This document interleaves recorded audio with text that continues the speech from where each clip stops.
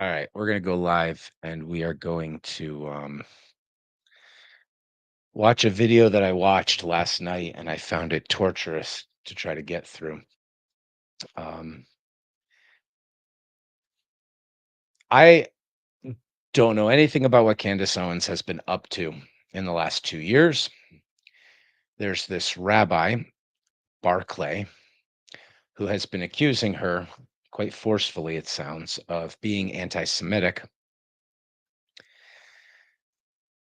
Another topic that comes up. Oh, by the way, I haven't been watching Candace just because I haven't been watching Candace. But if you're looking for somebody who's got an honest voice and is one sharp individual, you could definitely do worse than watching Candace if that's what you're looking for.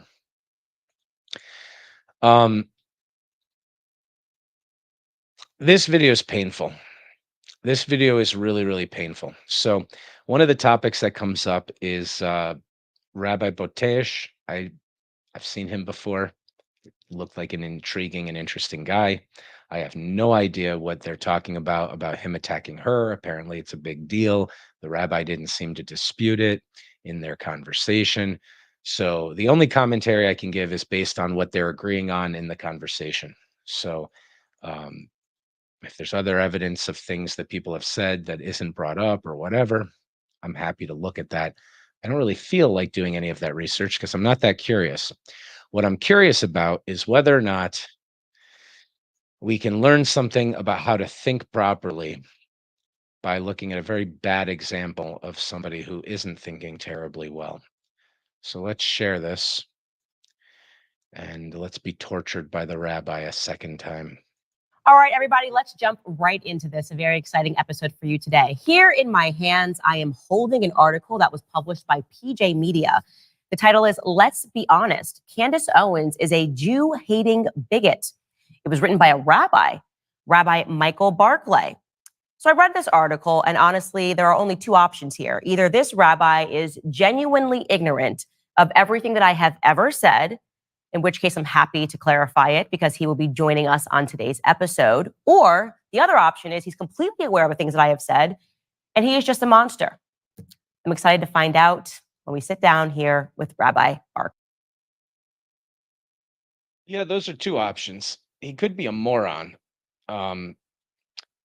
I'm sorry. Maybe in 850 BC, there was this trope about Jews being morons. And so if I call this individual a moron, then perhaps I'm tapping into, unwittingly or knowingly, a deep and ancient hurt. And shouldn't I apologize for that?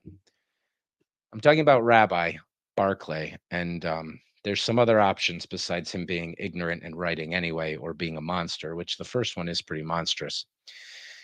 But fine, it happens. People are emotional and whatever.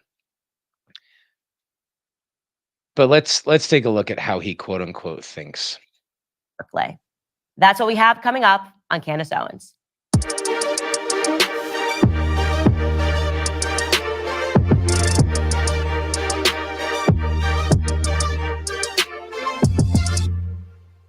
All right, guys, we're going to jump right into this. As I stated at the top of the show, we have Rabbi Michael Barclay. He is, by the way, joining us really last second. So if the shot is not perfect, really appreciate him coming on such short notice. Rabbi Michael Barclay, welcome to the show. Thank you. Thank you for having me, Candace. And Candace, I really want to tell you, I've written certain things, and it gives me great optimism that you're gracious and reached out yesterday and wanted to get together. Actually makes me very optimistic. Yes, so I am the ultimate defender of free speech, and I believe that we need more speech, not less of it. When we see things and we believe them not to be true, rather than censoring that individual, we should actually give that person a platform, because people will walk away and be able to assess whether or not the statements they heard was true. And so just to give a little bit of background to people listening to this, you appeared on Charlie Kirk's show, and you referred to me as anti-Semitic. Is that correct? Okay. Not only that, Candace, I've actually written a couple of articles, one in November and one last week, about your anti-Semitism. Yeah. Correct. And referring to that article that you wrote last week, published on March 9th, the heading reads, "Let's be honest, Candace Owens is a Jew-hating bigot." So that's very punchy, very strong language. And I want to actually go through this article point by point so that you can defend your position and say why you wrote this. Candace, I think before that, and as I said, I'm very optimistic that you would have a dialogue about something. I think before that, there are some real steps, which is, I have called you, and I'm not alone in this, many Jews have called you an anti-Semite. Mm-hmm. I've also talked to people who say you have a really sweet heart, just so you know. You and I have a number of mutual friends in the world. But all right, there's obviously nothing to complain about yet, but I had to watch through this whole video already, and his emotional appeals are really quite annoying. So we'll see later that he's setting it up. This is like, oh, well, I know that you're the kind of person who would apologize if I make the demand that you do so. I mean, that's kind of what's going on here. It'll be clear in a moment. It's just so.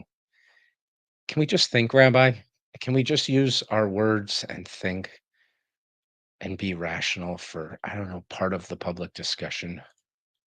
I think it's important to first identify what anti-Semitism is. It is a different type of hate than any other type of hate in the world. And if you and I are speaking crossways because we have a different understanding and definition, that's not going to lead to any dialogue. Oh, the other thing I should say is that my opinions are much closer to the rabbis than they are to Candace's on this topic. Clearly, not on the topic of whether or not she's anti-Semitic, because I haven't looked into that. But the rabbi certainly has, and his case is just nothing. And so I don't know. I'm going to take that as enough evidence that he didn't have any evidence that would have presented a better case. Might not be true, but it's very likely true. So I, of course, don't agree with him on that. But as far as his opinions about the situation, his opinion on anti-Semitism being a unique and terrible form of evil, I agree with all of that. And yeah, so a lot of my positions are going to be a lot closer to his than hers. I mean, I don't know if she disagrees with that or not, but there's other opinions he has, and I'm much closer to his position than hers, although she may be right. Except it's so annoying to have an individual like him on your side. I'd rather just switch sides almost. It's so frustrating the way he talks. That's not going to lead. Look, I said to Skylar, I'd love to walk out of here and say, you know what, I was wrong, and write an article, I apologize, and I was wrong. But the first piece is to have a mutual understanding of what is anti-Semitism. I think that would help a tremendous amount. I actually totally agree with you on that. That is a perfect place to start. Could you provide for us a definition of anti-Semitism? All right. He's saying, look, I'm going to say that I'm willing to change my mind. Right. That's a really good thing to do, by the way. So far, he's like, he's doing a great job with that intro. I'm willing to change my mind. Let's have it out. Let's talk about it honestly. We should have definitions. That's all a really good start. Absolutely. I really appreciate that, because I think that is the break. If we're not speaking the same language, where can we go? Right. So there's a man, a blessed memory man named Lord Jonathan Sachs. He was the chief rabbi of England. He had a great line. He really defined anti-Semitism.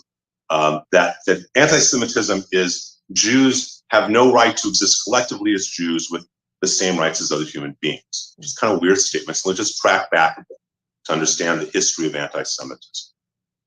2,000 years ago. Right. That's a great definition. That's a working definition for the conversation. There's no problem with that. Let's go with that, right? It's at least that much, right? Anti-Semitism's a lot worse than that, but it's at least that much. That might be a good minimum, whatever. That's a working definition for the conversation. So far, he's doing great. Now he's going to make a really strange point, which I'm not sure. I think they both get a little fixated on the wrong aspect of this, but perhaps not. So let's see. Jews don't accept Jesus as Messiah. His story. For people who do not have faith, as the early Christians, as some of them have faith, some of them accept Jesus, but they don't really in their heart. And you and I both know people like Rob McCoy who accepts it fully in their heart, and other people who are doing it without faith. And those who have less faith, the fact that a Jew exists, let alone thrives, is a threat to their faith, because how can the Jew not accept Jesus as God and still thrive? Unless he's associated with the devil. So you start having these myths that are created. of the Jew being identified with the opposite of God. This really codifies in 1144 in Norwich, England, what's called the blood libel. This is really important to understand, especially today in 2024. In 1144, a young boy is killed, and the local priest says that's because the Jews need to make their matzah with Christian blood. It's called the blood libel. It's blame the problems of other people on the Jew. It's just so you know, that's so ridiculous, not only just on its face, but we're forbidden from even having meat that has any blood in it. This is a Torah law. You can't have, that's why, we can't have steak tartare. Okay? So this gets perpetuated in combination with a 4th century, what's called the Vulgate. I'm sorry, did you say in 1140 this happened? 1144 in Norwich, England. Okay. Okay. This is after in the 4th century, you have something called the Vulgate. The Vulgate is the official translation of the Bible. In Hebrew, there's no vowels. And the person who translates, St. Jerome, who translates the Vulgate, knows what he's doing is translating wrong. He puts down that when Moses comes down from Mount Sinai, he has horns.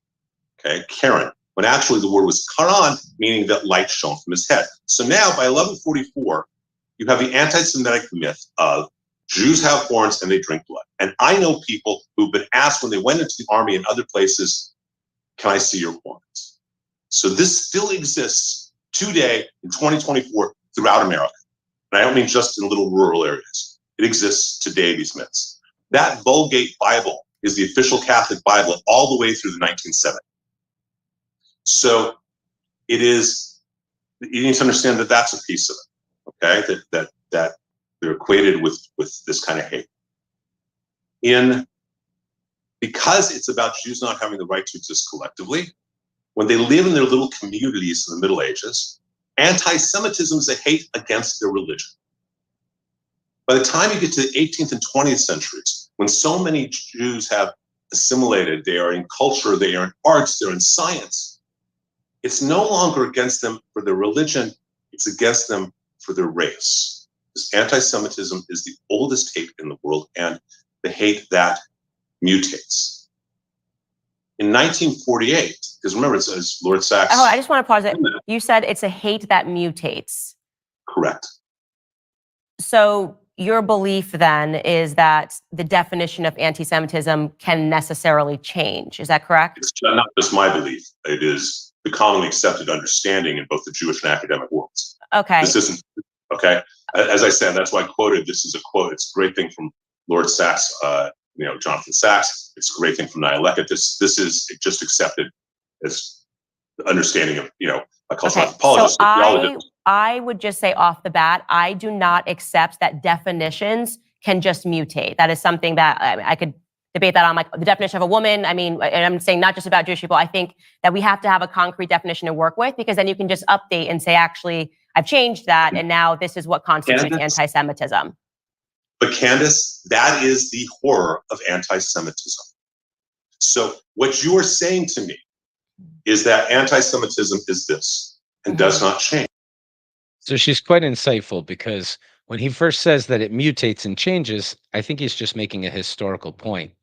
But she narrows in on the truth because he confirms it, which is that what he's trying to say is that something that isn't anti-Semitic can become anti-Semitic, and the definition can change right during our conversation, which they shouldn't have been doing, because they had a pretty good working definition to start out with. But he actually is going to do that later in this conversation. So she's got some discernment going on there to pick up on that, because it sounds like he's just saying, well, historically it changed. You used to hate us. The Jews used to be hated for their faith. Now they're hated as a race. And so it mutated and whatever. But he is going to absolutely do what she's assuming and predicting and picking up on that he's going to do with this definition. What I'm saying to you is that the entire world and scholars about anti-Semitism recognize that it is a unique hate. That if you define it as that Jews should not be able to exist collectively. Mm-hmm. That's a good definition. Okay, as a collective, they shouldn't have that right. Mm-hmm. That changes from the Middle Ages with religion, the 18th through 20th centuries that's about a historical point. That's race, the and then definition is mutating after Israel's created, it's a hate based on the nation. And until Fair enough. that is That's fine, understood, sort of. that Although you it can be is, against a this isn't Jewish something nation that's and be really questioned Jewish and about not be among academics, anti-Semitic. theologians, Jewish scholars. I'm not presenting it. This is Okay. why I thought. Okay, so that's what he's doing. He's saying because it's mutated from hating people for their faith to hating the nation of Israel, that it's by definition anti-Semitic to be against the nation of Israel. Well, usually it's anti-Semitic to be against the nation of Israel, but the first anti-Zionists were Jews, right? It was an argument the Jews were having with themselves about whether or not they should um, have a nation, and or if that was a mistake. And he was going to say later that he thinks those are self-hating Jews. So his definition is if you're not pro the state of Israel, then you are anti-Semitic. It's a pretty rough definition.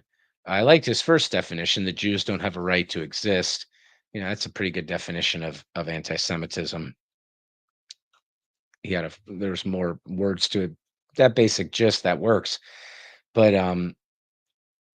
he's going to say, well, of course you can be critical of what the state is doing, but you can't be critical of it being a state. It's like, well, I'm not critical of it being a state. I'm not making an argument about that, but I'm not sure that you have to be anti-Semitic to say that it's a mistake to have a state in that sense. I'm not making that case, but I just don't see why that's anti-Semitic. But he is going to say that, and so let's see if he stays consistent. I'm so optimistic about a dialogue, but I think part of it is you view that the hate can't mutate. And what I'm trying to tell you is that we have 2,000 years of history that demonstrate the exact opposite. That's not the same. So, and I'm gonna just push back just gently here. For me personally, if I thought that racism could just be an ever-shifting definition based on the experience of Black people, it would be a remarkable power, and I would be able to create something like BLM, which could say that everything was racist. So I am not going to be able to agree that definition should be able to transform according to what's happening during the day. But here's what I will say. If you could, just because I think it's really important for us to get to going through this article, because then you might be able to explain why you view it as anti-Semitism. If you could just give us what you are saying the current definition of anti-Semitism is today, that would be very helpful. The current definition of anti-Semitism today has to do with what the feelings are. It has to do with anti-Zionism, number one. That is a definition. Anti-Zionism, anti-Israel is anti-Semitism. Okay. This isn't so you Usually, believe that not Jewish always. people can be anti-Semitic? Absolutely. Okay. So when you see a gathering of Jewish people who say, I'm Jewish, but I don't support Israel or Bibi Netanyahu, you say that person can be anti-Semitic. You just did two different things and was very. That's what state is. You just did two different things that were totally unrelated, Candace. Okay. You said that Jews that do not support Israel. Yes. And you said Jews that do not support Bibi Netanyahu. I'm just saying that because he's the current prime minister. So I'm saying like if they say I don't support. No, this is where you're missing the point. So Okay. I'm going to go under mean? the following premise. Mhm. Okay. I'm going to go under the premise that you care about people. You and I don't know each other, but I'm going to go under that premise. I'm going to go under the premise that you have no desire to ever hurt anyone. Mhm. Okay. That's the premise I'm coming into this dialogue Probably true with. of her, but I don't feel that way after listening. You have been devastatingly hurtful, and I think that I thought we were giving a definition. I'm going to go from that you don't understand what it means to the Jewish world. Mhm. There's a great teaching that comes out of every sociologist, every person in academics, is that I don't get to tell a Black man if he's experiencing racism. Mhm. He knows. I don't get. It's like he's allergic to rationality. All she was asking was, just give me the definition of what it means. You can't be against the state of Israel, what they're doing. What do you mean by anti-Zionism is always anti-Semitism? It usually is, by the way. I mean, I'm not disagreeing with that, but she was just trying to nail it down. And with the first, so he's now about to just sink into this crazy emotional show for the next hour and a half. And it's just so painful because they were on track to have a conversation about this, and it's so this point You can't tell a black person if he's experiencing racism. Okay, you can't tell a Jewish person whether or not they experienced anti-Semitism. I can't. I can't have an opinion on that. You just get to claim something bad has happened to you, and therefore something bad has happened to you, and we just have to go with that. I mean, she's unbelievably insightful because she basically hinted that he might be the BLM of the Jewish community, and I think he is. To tell you if you're experiencing misogyny. You know, if I make a comment You might be and it's hysterical. misogynistic, You might be and overly you say, sensitive. Rabbi, you know that was really misogynistic. We don't get to make those My judgments job is anymore. to say, wow, I didn't mean that. I apologize. That's not what I meant. Oh. And you do not get the Now, the rest of this conversation is him trying to get her to apologize. It's such a sadomasochistic, ridiculous thing. If he would give an argument that she did something wrong, that would be fine. But he doesn't. He never has any evidence that she did anything wrong. It's just, I have feelings. You hurt my feelings, and you don't get to tell me that I'm not experiencing anti-Semitism because my feelings are hurt. And that's the definition. That's really going to be his working definition is if my feelings are hurt, you must have done something wrong and you should apologize. Aren't you a good person who cares about other people's feelings? Candace seems to be a good person who cares about other people's feelings. I can't possibly care for Rabbi Barclay's feelings after listening to this because he cares enough for his own feelings. I mean, who could possibly give more care for his feelings than he's giving for his own feelings in this conversation? It just doesn't require any more supplementation from anybody else. right to say what is anti-Semitic or Jew hatred. I'm No, sorry. I'm not trying to. We don't have a right. She was just asking you to define it, but we don't have a right to have an opinion. I don't have a right to have an opinion. If a black person says to me, "If you don't lick my asshole, you're a racist against black people," I don't get to have an opinion. I have to say, "Oh, you're right. It must be the case that you've experienced racism from me, and I'm deeply, deeply sorry. I didn't mean to do that. Please, my tongue is ready." Like, what are you talking about, man?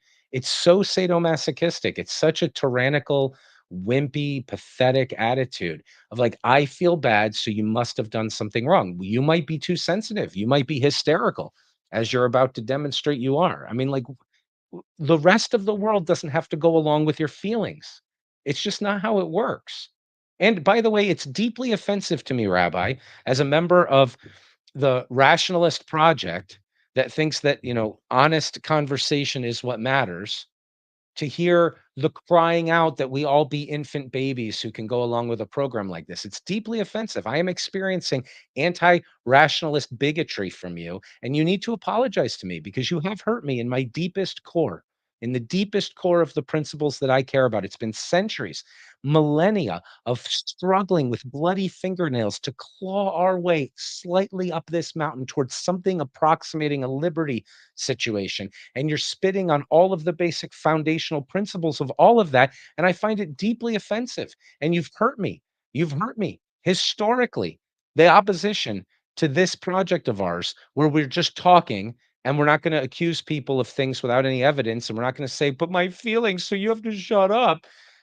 That's You're hurting me deeply. You should apologize, Rabbi. This is not okay. Is that really how you think the rules of conversation and public discourse should be? That you get to claim that you're hurt and therefore other people have to admit they did something wrong? That's not how this goes. So let's see if she's going to try to teach him that, I think, but he doesn't pick up on it too quickly. I don't think I said anything about me having the right. I just said to you, would you then view, because I did host somebody who is Jewish, Dave Smith, on my show. I'm sure you're familiar with him. He's a comedian, he's a libertarian. He is not pro-Zionist. So I'm just asking you for clarity because you're saying that you can't dismiss a Jewish person, but aren't you thereby dismissing Jewish people who say that I don't support Israel as a state? I'm just trying to have you answer that question. He's working in the thinking realm of exactly the far left with this whole like, you could be a black white nationalist, you could be a black white supremacist, you could be, like, it's just, dude, it's so crazy. And at first I thought, what, Candace, you're hung up on this definition. He's not saying the definition mutates. He's just saying that it did change once in history, and that was his point. But she's just obviously more intelligent than everybody else on earth, because she picked up immediately on the fact that he was going to be basing his argument on this idea that definitions are loosey goosey, and it just boils down to how I feel. It's really the definition. I feel like you did something harmful to me, and I just want you to apologize. Okay, dude, present the evidence. Just present the evidence that she said something that is anti-Semitic, and we're going to wait now for another hour and a half for any of that evidence. So let's see it.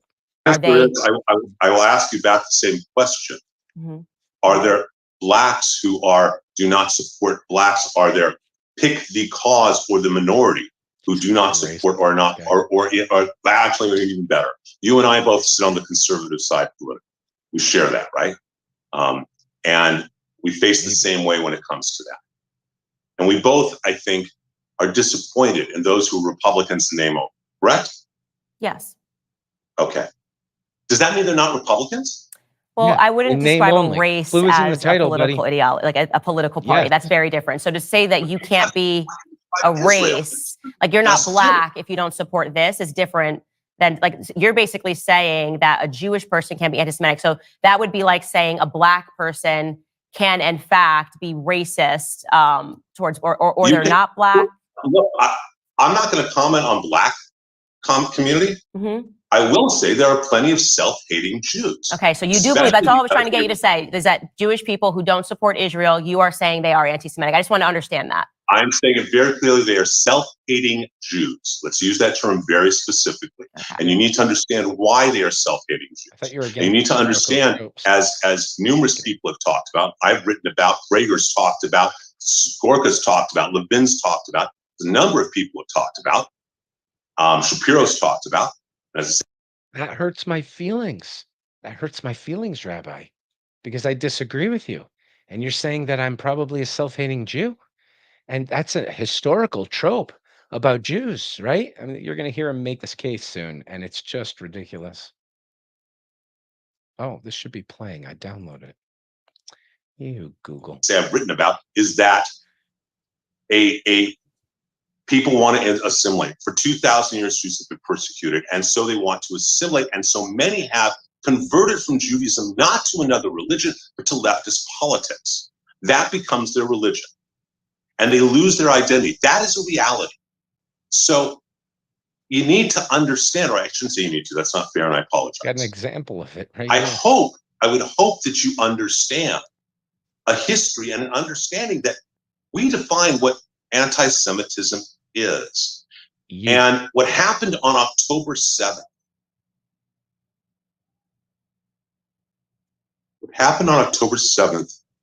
and I wrote an article about you in November. I don't know if you read it or not. I was told that you had, but I don't know if you did or not. I did not. Okay. I wish you had, and I really wish you had, because we might be in a very different place. You went on Tucker Carlson after this is in November, and okay, go ahead. I'm going to say I want to talk about that because you put that in this article, which was published just last week. So I wrote a very specific article, and you can find it right now, and it was an impersonal invitation to you and for you, that despite everything else I had read or seen or heard, that my belief and my hope is that your comment of wanting to have an academic discussion about October 7th came from a place of not really realizing what October 7th was. October 7th is unique in recorded human history as the ugliest day of humanity. What was done on October 7th?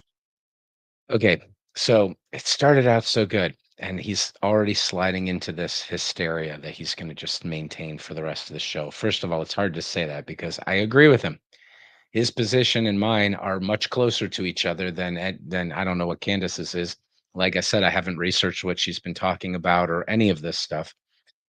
But for the love of God, look, what happened on the 7th was extremely evil. I'm not using the word evil in the sort of cliche leftist, lesser of two evils. I mean evil. It's proof of the existence of Shaitan. Okay, it's if you don't believe in God, you can believe in the devil after watching what was happening there. Okay, and part of the tells for real evil is that the people doing it, engaging in it, are not gaining anything. They're damaging themselves as well. It's like a I'm going out, but I'm going to make as much pain as I can on my way, and it's not. In any case, it's completely evil. It is illiterate, ahistorical. It reveals an ignorance of anthropology, primate evolution. It reveals an ignorance of almost any subject, even tangentially related to the topic, to say that nothing like this has ever happened in the history of the world. There are examples from this decade. There are examples. I mean, okay, how about there's examples from this century? This is more evil than the Holocaust. What happened on the 7th was the most evil thing. Okay, happen to have read some books. I mean, I just don't understand how you can say that nothing like this has ever happened. I mean, you're a rabbi, you have a congregation, you're carrying the burdens of other people, I presume, but you're whining for yourself so much. It's like I'm not saying that in the context of the 7th, by the way. I'm talking about this guy and his attitude. But for the love of God, I mean, let's see here. Voltaire is on the bookshelf over here. Voltaire's Candide. Waking up, somebody's trying to have sex with you. It's a eunuch who's had his dick cut off. You're lying on the bodies of your parents. Saddam Hussein having video cameras recording the rape and torture and then death of a young girl who was the daughter of his political opponents, and then sending the video to the parents and a receipt for the bullets because we shouldn't have to pay for the bullets to kill your kid. I mean, this is evil. It's certainly evil. It's really, really evil. And my political position, at least the way I feel, is probably a lot closer to the rabbis than anybody who says, well, it's sort of bad, or I don't know. I'm not saying Candace is saying that, by the way, either. But for the love of God, how do you say that nothing in human history has ever been like that? I hate to tell you, um, it's worse than you think. It's worse than you think, brother. Lots in history has been like that. You don't think that Nazi concentration camp guards engaged in sadistic targeting of family members with sexual crimes in order to just make their time even more miserable? You think that nothing like this has happened before? It seems hysterical, and it seems I don't know if you're going to calm down and in 5 years you're going to look back and go, oh, yeah, what do I mean? Unique in human history. Like, this is happening in this decade with other people. So it's a weird position to say that something like this has never happened before. Now, that I'm not saying that to say, so therefore it's no big deal. It's a huge freaking deal, right? I'm much more politically aligned with the rabbi. I just hate the fact that he's making really horrible arguments. And clearly, if his case is the best case anybody can make, that Candace Owens is anti-Semitic, then she's probably the least racist person in the history of planet Earth. Like, there's just no evidence that he brings forward that is anything other than hysterical insanity on his part on that charge. 7. Taking a young woman, taking her phone to videotape her being raped on the corpse of her dead boyfriend and then shot on it and sending that video to her parents. Beheading a man with a garden hoe, kicking a woman until her body parts fall off is unique in terms of the intention to attack civilians. And so in November, after you made the comment on Tucker Carlson about wanting an academic discussion about how, those kind of comments that you made and the ennui that you demonstrate, I wrote an article saying that I would arrange for you, there's a film, a 47-minute film by the IDF. It is all the footage done by the Hamas terrorists of what they were doing so proudly, what they wanted to do. And that my belief was, I don't think that you quite realize that. And I would arrange for private screening for you and your friends. Mm-hmm. And that I would arrange that and then have the discussion about how you feel about October 7th. Okay, so I just really would like to get to your article because I think it's important. I want to acknowledge your pain about October 7th. You are wait, that's not an opinion. That's not an opinion. No, I didn't say opinion. I said I want to acknowledge your pain about I apologize. October 7th. I apologize. I think it's an opinion. I apologize. I didn't say that. I said I want to acknowledge your pain about October 7th, and I want to get to that because you are you're mischaracterizing what I said on Tucker Carlson, but I do have the clip and we're going to be able to watch it. I definitely did not say I wanted to have an academic debate about October 7th. That's not what I said at all. But like I said, I have the clip. And I do also want, I think it's best for us to dive into what you actually wrote about me, because there are several mischaracterizations, I believe, of what I said, but both of us are going to be able to watch it. So again, this is the article. And by the way, you did say in this article that you heard that I received your invitation. That is false. I think it's important to just maybe name the people who told you that I received your invitation. No, I'd rather not do that, especially since you're saying that it's incorrect, and in which case I apologize.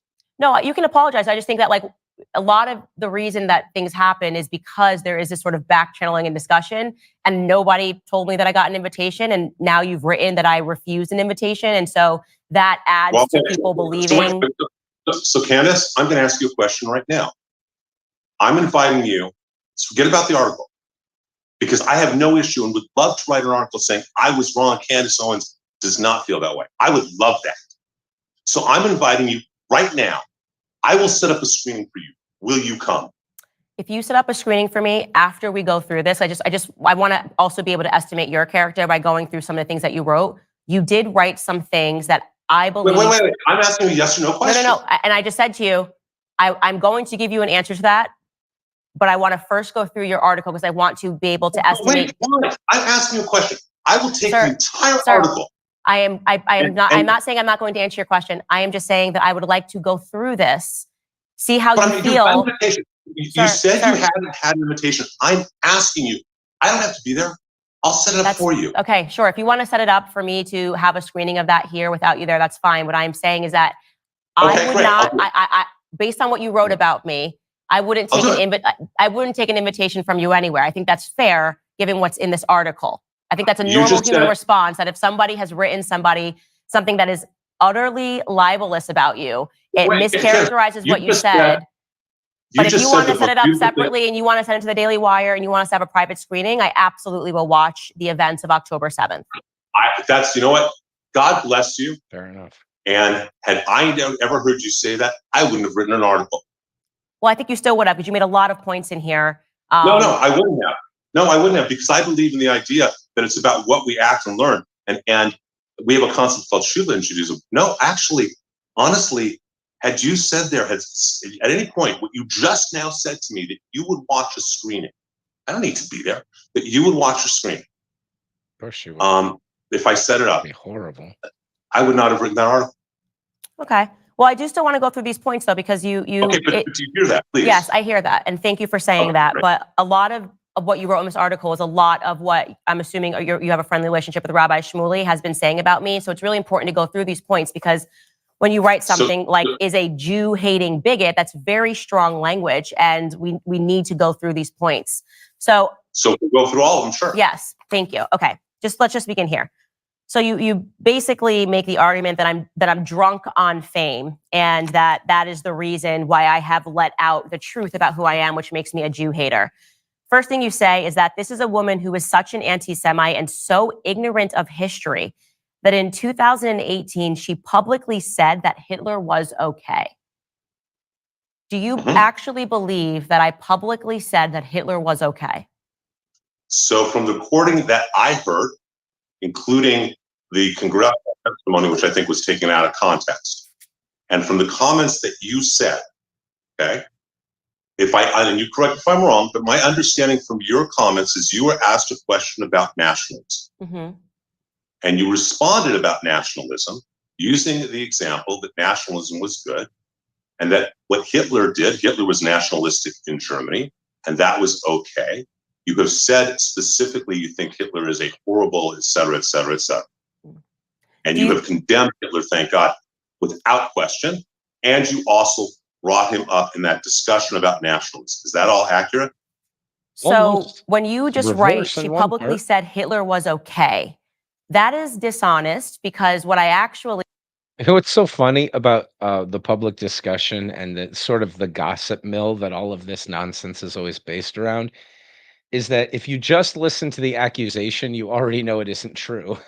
Like, oh, you said you thought Hitler was really terrible, but in one context, you said he was okay because he was a nationalist. Right. Because thinking human beings utter things like that out loud and think things like that that are so contradictory. Like, like I said, I don't follow Candace. It would be great if I did. She's fantastic and you should. I just don't happen to watch a lot of the sort of opinion generating stuff that's out there. But if you're looking for one, you could find a worse one, I'm sure. I've seen a couple of videos in 2015 and I saw her testimony testimony in front of Congress where that trope had been going around that it's very clear that what she's saying is he wasn't a nationalist. So nationalism is okay because Hitler wasn't a nationalist, and you're thinking he's a nationalist, but he was the greatest enemy of the German people. And obviously, that's the opposite of saying Hitler was okay because he was a nationalist. It was her saying nationalism isn't bad. Why do you think so? Because you think Hitler was a nationalist? He was not a nationalist. He hated the German people. He was the greatest enemy of the German people, and that type of thing. So, okay, if somebody tells you that somebody said something that stupid, that, "Oh, Hitler's not that bad because he's a nationalist," or some ridiculous thing like that, you should assume that that's not true. But if you're gonna write an article that somebody said that, you should go and look it up, and I'm sure she'll probably play the clip or whatever. I think, let's just watch. was saying was answering a question, as you brought up, where we were not even talking about Jews, not talking about the Holocaust. A woman was asking about whether or not it's Right. okay for people today to say that they're nationalist when it's often associated as a dirty word. And what I was saying was that it's wrongly associated with Hitler. I don't believe that Hitler was a nationalist because obviously Hitler invaded Poland. He obviously had ambitions outside of. So what we have the clip. We have the clip. So we're going to play it. So again, the question that's being asked of me is whether or not nationalism is an okay word to embrace. Let's play the clip so we can hear me and what I actually said. Absolutely. Yeah, I agree. I actually don't have any problems at all with the word nationalism. I think that it gets the definition gets poisoned by elitists that actually want globalism. Globalism is what I don't want. So when you think about whenever we say nationalism, the first thing people think about, in at least in America, is Hitler. You know, he was a National Socialist. But if Hitler just wanted to make Germany great and have things run well, okay, fine. The problem is that he had dreams outside of Germany. He wanted to globalize. He wanted everybody to be German, everybody to be speaking German, everybody to look a different way. That's not, to me, that's not nationalism. Yeah, she could have worded that better. I mean, if that's her only opinion, I was shocked when she rehearsed it that way here. If her only opinion is that if Hitler had only done the things he did and kept it to Germany and not anywhere else, then that would have been okay, which I'm certain is not what she meant. It's very clear from the context of what she was saying that what she meant was that's the proof he wasn't a nationalist. But what an unfortunate day, because if you don't want to be charitable in the way you hear what somebody says, and you don't remember that they're talking about the definition of nationalism and whether or not Hitler was one, you might think that what she's saying is that everything Hitler did was fine if he had just kept it in Germany, which is clearly not what she's saying. She's saying the proof that he wasn't a nationalist is that he was necessarily aggressive to all neighboring states, because from the core, it had nothing to do with making Germany great at all. Right? So that's clearly what she was saying, I think. It's possible from the way she worded it, she could have thought a ridiculous opposite thing, like, or a ridiculous other thing, which is that if he had done everything he did but kept it to Germany, that would be okay. It's clear that she didn't say that, but it's also possible she could have meant that, but she wasn't talking about that topic, and so she wasn't being that careful. Um, I would like to hear her say, with the obvious opinion that that wouldn't have been okay.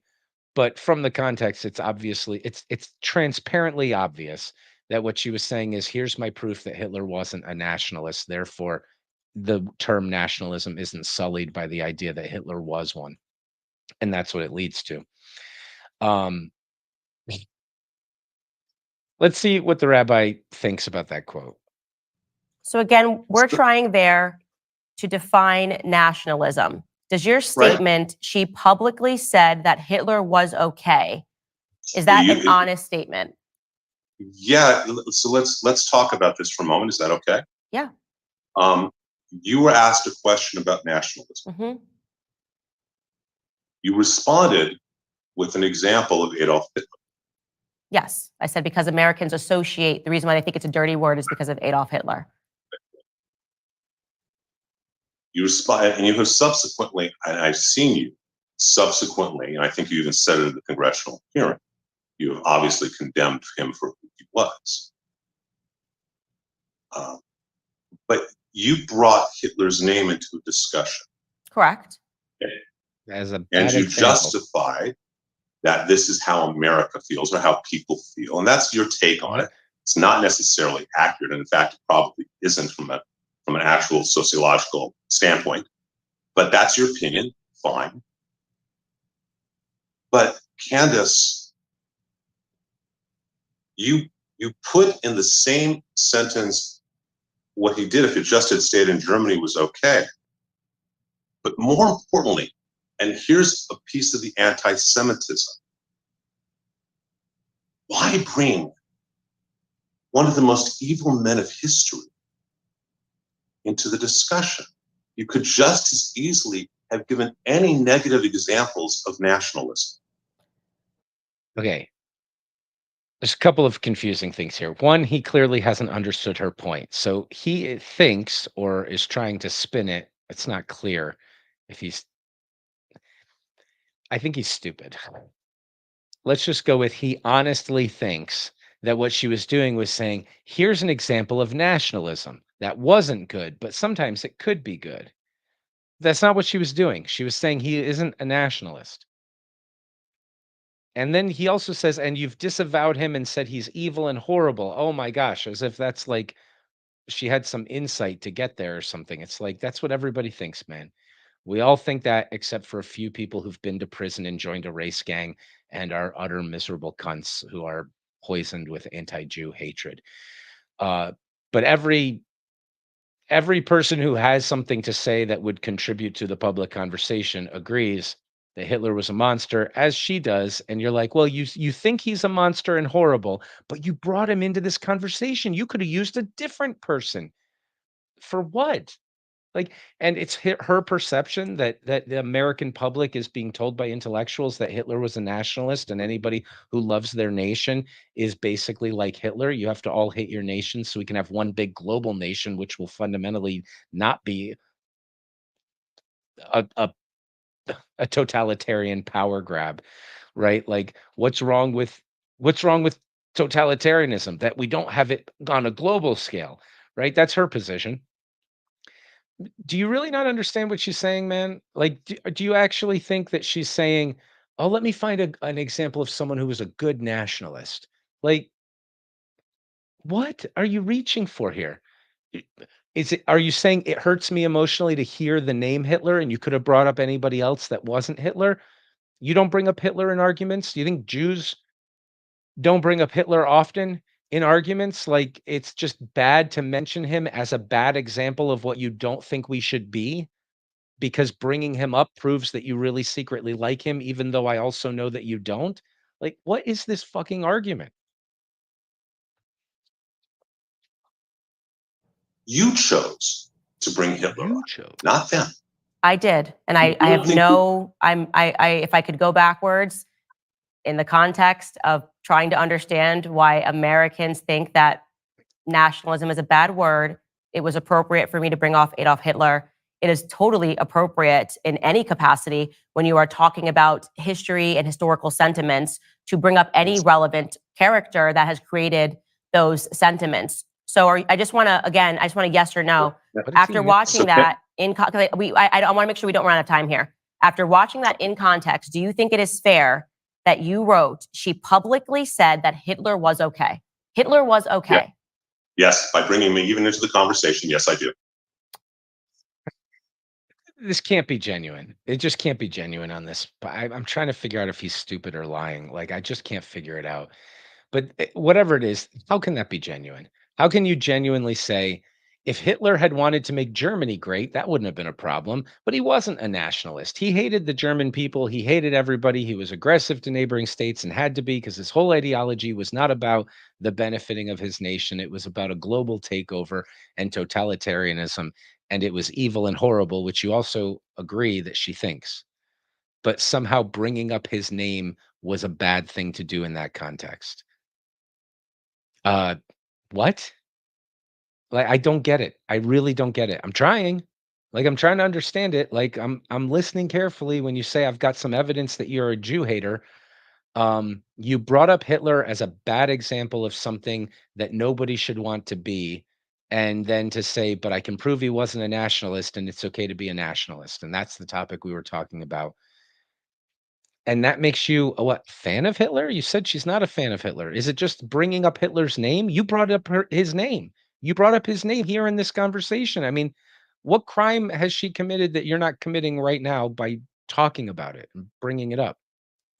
It's impossible Okay, to see. great. Let's move on here, because again, this discussion, we're having it between us, but I want the public to be able to, deduce what's fair and what's not fair. You then wrote this statement: a mere month after the horrors of babies being beheaded, women being raped, and the slews of horrors from Hamas, Owens went on Tucker Carlson's show to speak about how it really wasn't that bad and why should she even care? After all, she seems to think that Hitler was okay, so what's the problem? Is that true that I went on Tucker Carlson's show and said that October 7th really wasn't that bad? Yeah, actually, you did. And you did it through the implications and the words. And I actually do know where some of those clips are because I Well, maybe he has to claim to believe everything he's written, or else he's opening himself up to a libel charge. Maybe he's just sort of forced to say he believes the last claim. Yeah, that kind of clears it up. I was trying to figure out, like, are you lying? Are you stupid? Like, what is going on here? You're a rabbi. You're well educated. What's going on here? Why can't you see that bringing up Hitler's name is not, like, you clearly don't operate under that rule. I'm certain that you bring up Hitler as a historical thing to not praise but condemn, and that doesn't make someone anti-Semitic to do. So, but maybe he's in this like bind where he has to pretend like he believes it all, so that therefore he's not libeling someone. I wonder if that's what's going on here. It's weird. Whatever it is, it's not the honest conversation that we could have. But let's see. rewatched it multiple times. Mm-hmm. And you specifically say you want to have an academic discussion. You specifically say, I don't want to misquote you, that you believe you have a moderate stance. Okay. Because you see the children dying and on both sides, and you talk about the pain, and I think you do feel pain about Gaza. And this goes back to the anti-Semitism, Candace. What happened October 7th is unique. It is to even make a moral equivalency.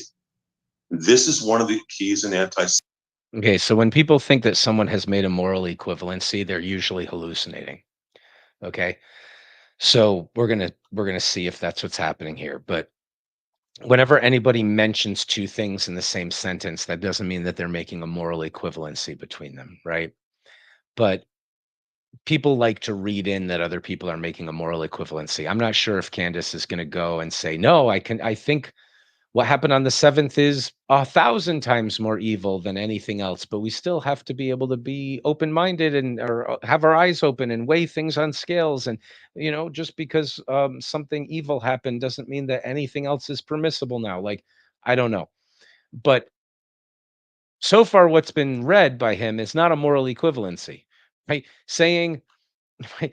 Okay, so apparently Viktor Frankl is an anti-Semite because as a Jew who survived the Holocaust and lived through a concentration camp with a dream and vision and meaning of rewriting all of his scientific works that were burned by the Nazis, he comes out and makes his psychological observations that other Jews who got out of the concentration camp really behaved quite abysmally to people once they were out. And he said it was like they were operating under this attitude of, you don't know what I've been through.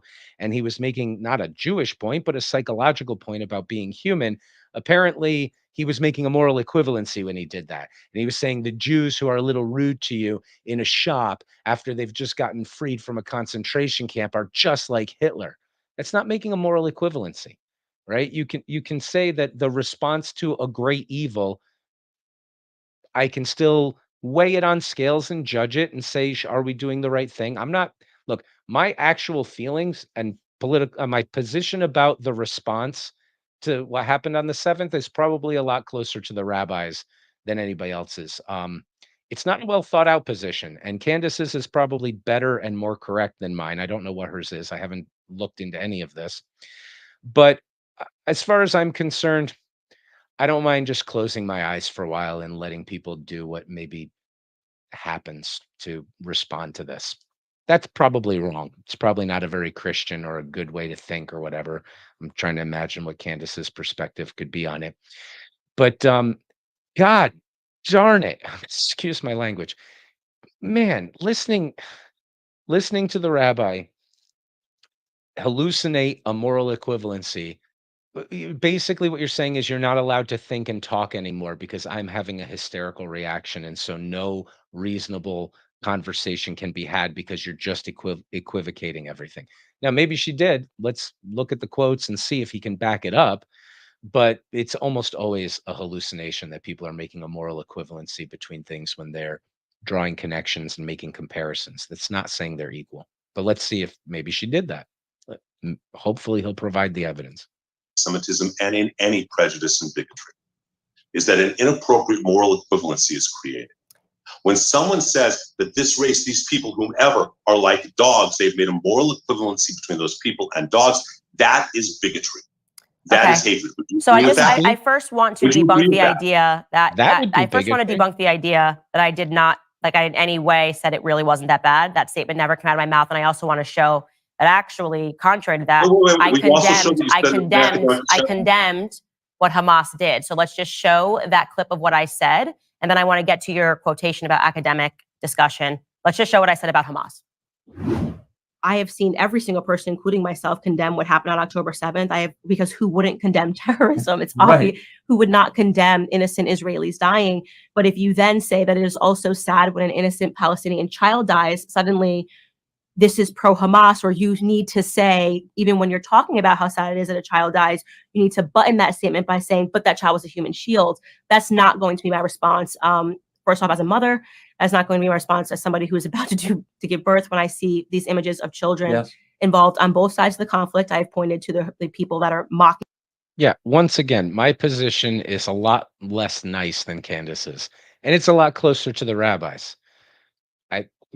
It's probably not a good opinion to even be spreading, but my opinion is emotionally, I've run out of patience and care for people who hand their babies to become shields to the people who are a reflection of them and therefore ruling them. Candace has a lot more feeling than I do. Okay? Nothing she's saying is anti-Semitic. There's not a god darn thing that she just said that is Jew hatred. Okay, Rabbi, stop. Stop with the whiny, crying bullshit. Oh, I'm sorry. Maybe in 400 BC, somebody had a trope against Jews that they were whiny and cry, and so I'm attacking Jews now by saying that you're being a crybaby or a cry bully. Even there's nothing anti-Semitic about anything she's saying, even though tragically, you and I are closer to the same opinion. I'm annoyed by having someone like you closer to the opinion that I have, closer to being on my side. It's just not appropriate. She's not saying anything anti-Semitic at all. Okay? Anti-Semitism is a great evil. Crying when you haven't been hurt is kind of an insult to dealing with that great evil. It kind of makes people a little bit less concerned. I can't believe how well she hit the nail on the head by saying this is like the leftist BLM attitude. It's like BLM. What matters? Black lives. How do we prove that we care about Black lives? Well, we're going to encourage young Black men to fight with cops so that we can get another one killed so we can have another news story, because that shows how much we care about Black lives. We're going to lie to people until they fight with the cops, which is not a good idea, by the way.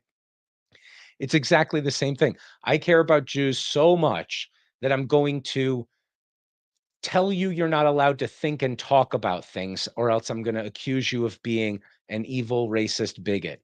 It's like, ugh, okay, stop. Just stop. Just calm down and stop with this nonsense because it isn't accurate. So far, it's completely inaccurate. There's nothing she said betrays or even hints at the idea that she doesn't care or hates Jews or wishes that they didn't exist or anything like that.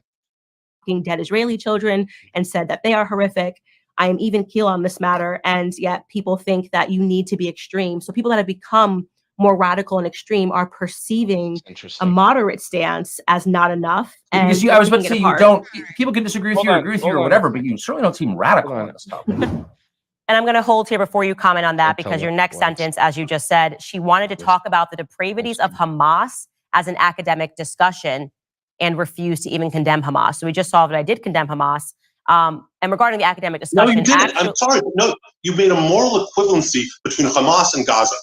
I didn't do that. There is no moral equivalency. What Hamas did is evil. It is not a tragedy only, it is evil.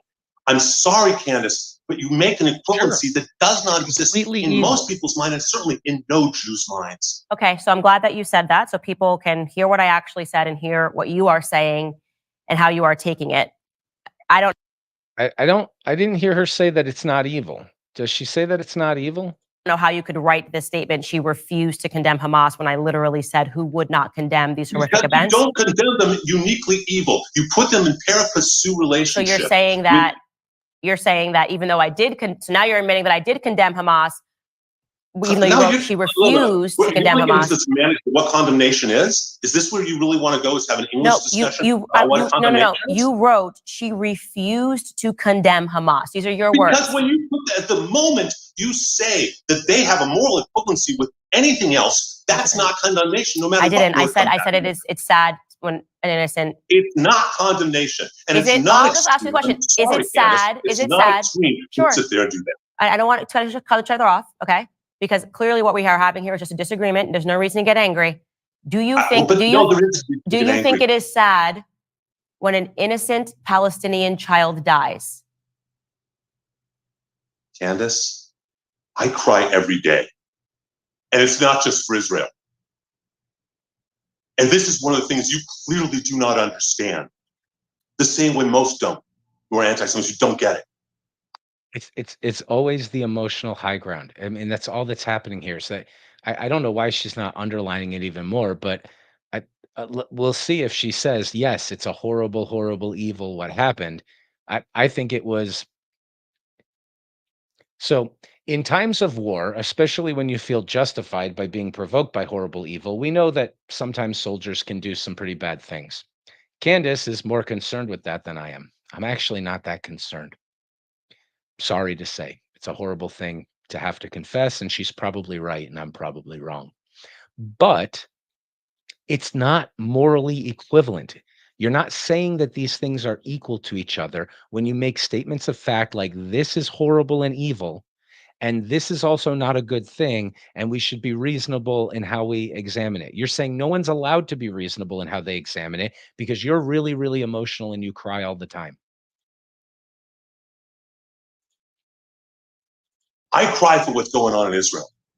I cry just as much for what we are forced to do. Golda Meir had a great quote.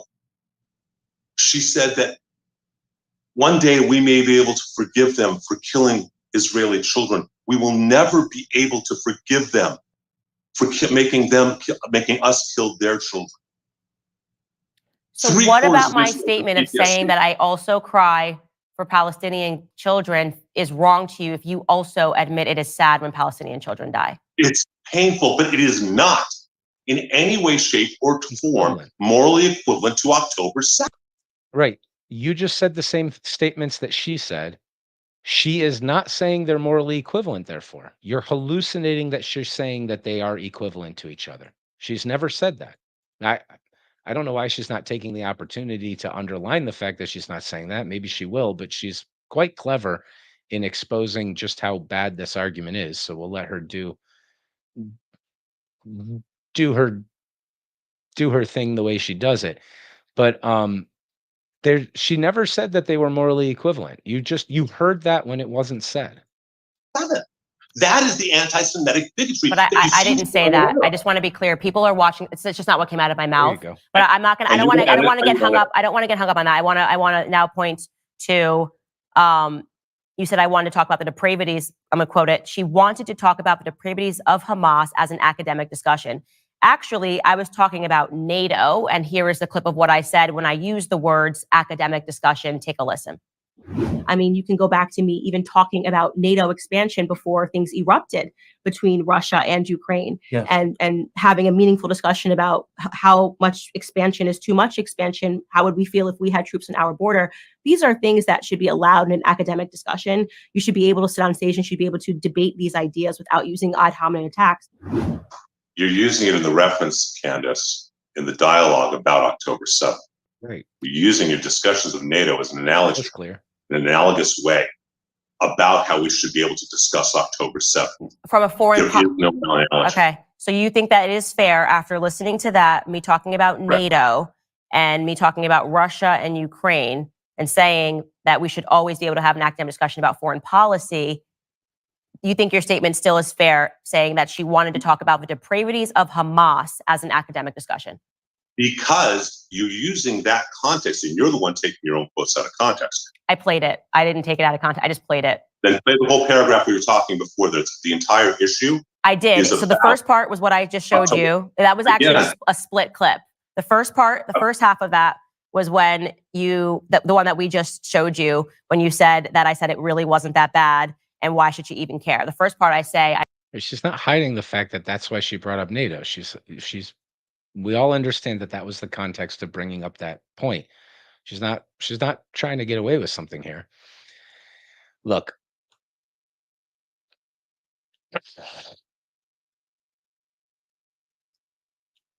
let's see if he can make a better case than this. I'm Jewish. I'm telling you, she hasn't said anything anti-Semitic. There's just nothing anti-Semitic here. You're allowed to have debates about foreign policy and whether or not certain actions are the right actions to take. And that's not making a moral equivalency.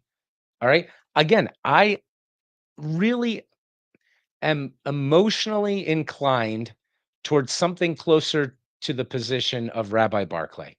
Okay. As far as the foreign policy goes, I wouldn't base it in emotional claims like that. And, but there's nothing anti-Semitic about what she's doing. There's no Jew hatred coming out in this. She's allowed to talk. She's allowed to think. Do you think that the military strategists in Israel and the policy leaders aren't having that exact same conversation? Is it anti-Semitic for them to think what is right for us to do and what is not right for us to do in these? They're thinking about that with everything that they do. So they're all anti-Semitic too, because everyone needs to turn their brain off and just not think or talk about these topics unless you approve of it, or else they're anti-Semites. I don't see how that works. I condemn Hamas. And then I said that I've been consistent in always saying that we should have a topic. We should be able to discuss foreign policy removed from ad hominem attacks, because that is the truth and that's how I feel. But to be clear, Candace? I just broke out academic discussion because I was referring. Candace, okay. I'm going to ask you really simple questions. Mm-hmm. Okay? No. I want to keep going through this. I think it's important here. It's about this. So I'm going to ask you a simple question. Do you ever mean to hurt people because they're race, religion, or color? Ever? Do I ever mean to? That's the other thing. It's all about feelings with him. You don't get to say if my feelings are hurt. I get to say if they were hurt. Yeah, but I do get to say whether or not you're right to have your feelings hurt. You might be too hysterical or sensitive, and you don't get to tell other people they're not allowed to think anymore. It's just like, what are you doing, man? Everyone is a fan of Hitler and hates Jews if they have the audacity to think about things that you don't approve of. ridiculous. To hurt people, say that. Because of their race, religion, or color, ever. I can't hear the last part of it. I don't know why I'm not hearing. I'm sorry. We'll apologize. We know about the technology. Do you ever intend to hurt or want to hurt anyone based on their race, religion, theology, color, etc.? No, never, not once. All right. What you need to hear is your statement. I'm not alone in this, because it is the whole context of October 7th. It's hurtful to Jews. Okay. There's a difference between not wanting to hurt people based on their ethnicity and wanting to live life in such a way that nobody ever makes the claim that you hurt them or they feel hurt. You don't get to decide that you're right to feel hurt right now, Rabbi. You don't get to decide that. You can have your emotions, but your claim that talking about whether or not certain actions are the right response is a topic that's off limits because you'll personally feel injured in your deepest feelings if anybody has that conversation. You don't get to be a tyrant over everybody else. You have to provide evidence that she hates Jews. You have to provide evidence that she's anti-Semitic. That's your claim.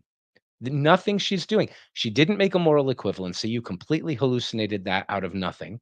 I understand why. I know why you're so emotional about this. I get it. Okay.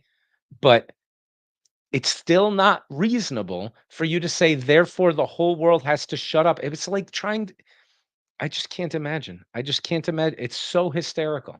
It's so hysterical, and it's such a bad example of I, just you're going to contribute to the public conversation by accusing someone of being a fan of Hitler because you don't like that they said what Hamas did was evil and horrible and terrible, and also we should be able to think about how to respond to it.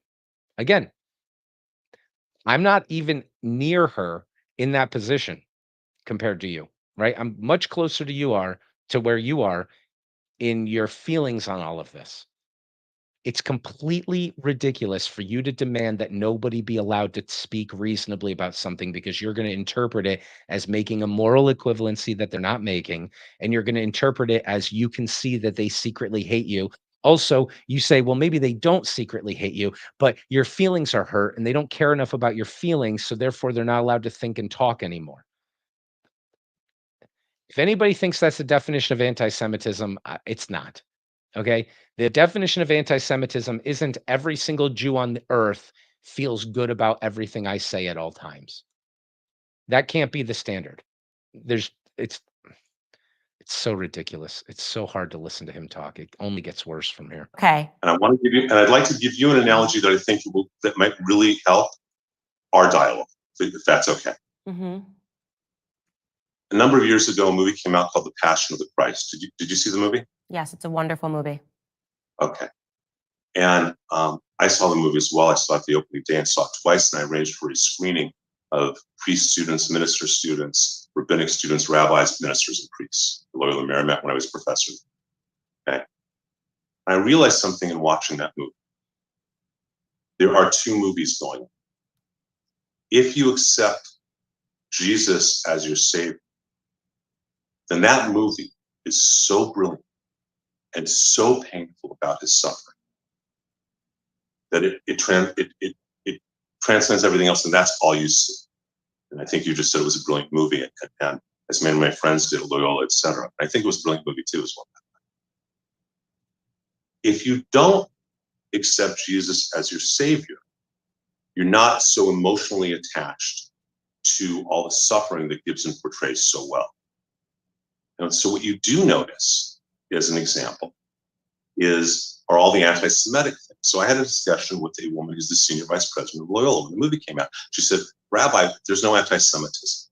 I said, actually, I'll give you an example of one scene. There's a scene of little Jewish kids who chase Judas, and they morph into demons. And they're wearing modern 20th century yarmulkes, and they have classic Jewish stereotypical faces, and they morph into demons. And with modern yarmulkes, it's that trope of Jews as demons. And Lainey said to me, I don't remember that scene. And I realized in that moment, She was so emotionally involved in the suffering of Jesus, she didn't notice the anti-Semitism. It's an awesome argument, man.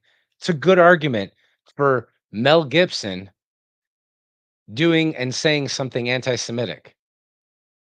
It's a great argument. I know you think it's illustrating that sometimes people are blind to anti-Semitism when it exists. That's fine.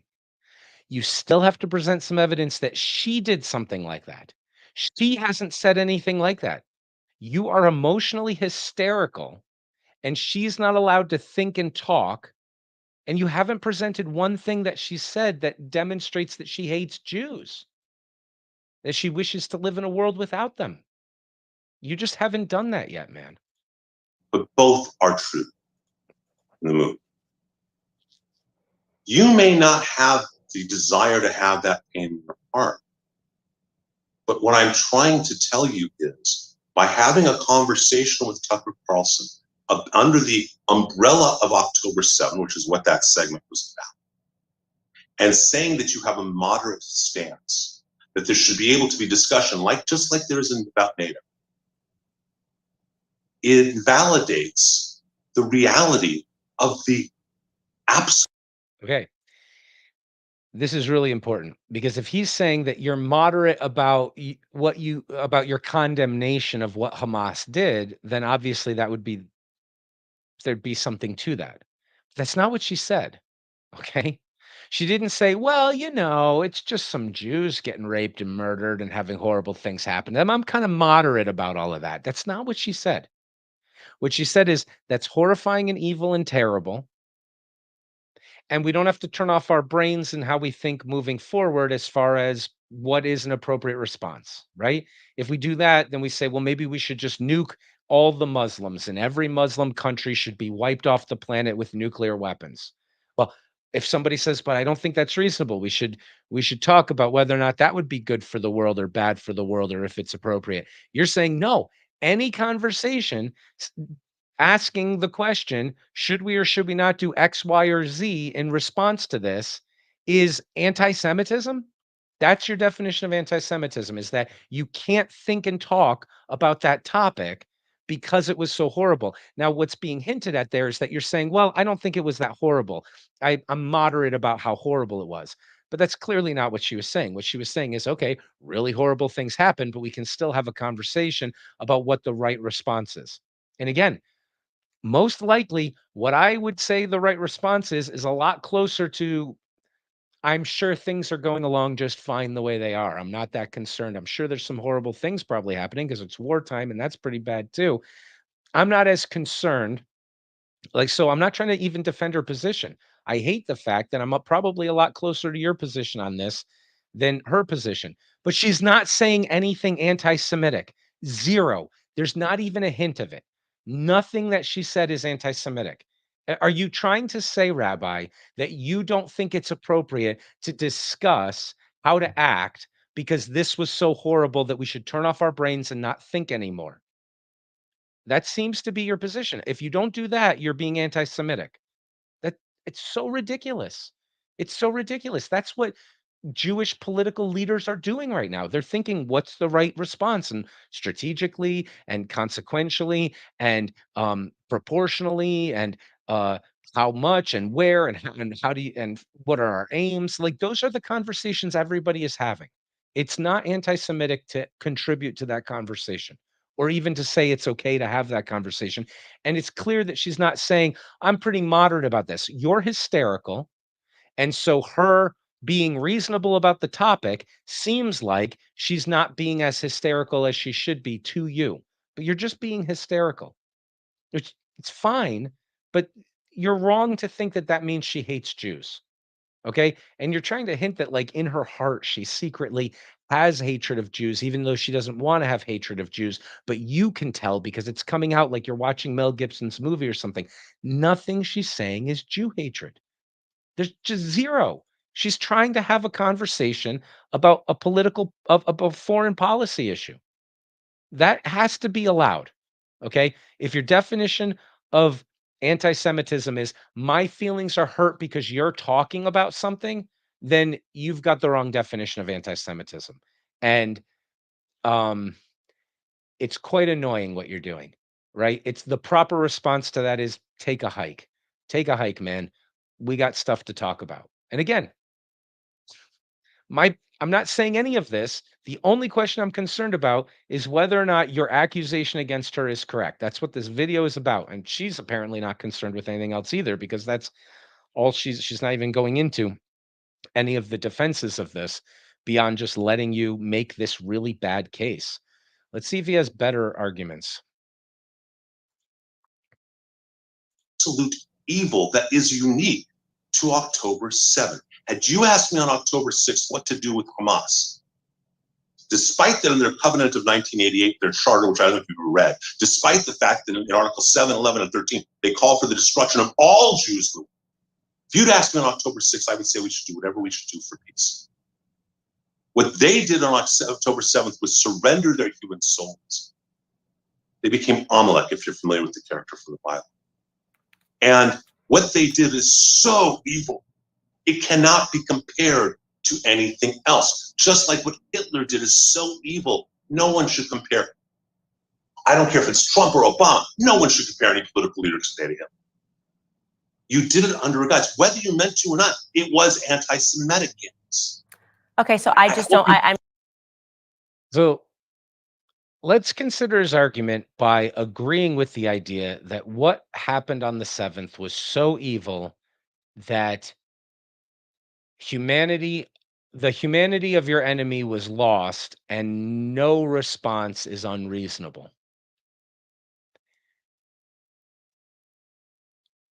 I'm probably a lot closer to that position than I should be. I'm sure Candace's position is probably more correct than mine. I'm pretty sympathetic to that view. I don't see how agreeing with that means that nobody's allowed to talk about what proper responses should look like. Right? You're explicitly saying that unless you're hysterical and you say there is no human enemy, we're going to wipe out everybody. Where are you going to stop? How about Muslim relatives? I mean, like, I know you're not advocating for this, but do you see that the principle would stop you from ever thinking or putting a break on anything? I'm sure that's not what you mean to be advocating for, but that's a ridiculous principle. It's anti-Semitism to say there might be a response that's appropriate, strategic, intelligent, uh, justified, and there might be a response that isn't. You're saying that conversation is itself anti Semitic. Okay, if we want to adopt that principle, if you tell me that the Jews decided the whole world needs to be blown up with nuclear weapons because that level of suffering of Jews can never happen again in the future, and that's the only way to make sure it doesn't happen. And I say, well, now, wait a minute, I'm not so sure. I'm being an anti Semite. I mean, what are you talking about, man? That's not a principle that anybody can operate under. You're demanding that people not think and not talk, or else you're going to accuse them of like what is actually the worst bigotry. Right. I totally agree with him also that anti Jewish hatred is worse than other forms of bigotry, which are also terrible, but it is a very unique um, sign of mental illness. It's uh, it's a very horrible. It's a unique hatred. I mean, I totally agree with that. Like, so his views and my views are very, very close to each other. It's absolutely ridiculous. None of those views build a foundation for the argument that Candace Owens is not allowed to talk about what proper policy could be. Eh, Unless without the accusation that she hates all Jews, doesn't think that they're human, doesn't think that they have a right to a future. It's completely ridiculous. This is a bad argument, man. Oh my lord. It's hard to listen to. I'm just going to be honest with you. I don't accept that characterization. So what I'm doing now is I'm allowing you to say what you believe and showing the clips, not removed from their context. And we have to just allow, people to take from this discussion what they can. If you're like most Americans, you're struggling to make ends meet. Everything is more See if we expensive. can go past the ad if that's okay. I love how you can download something on Google and yet you still have to buffer. Thanks, Google.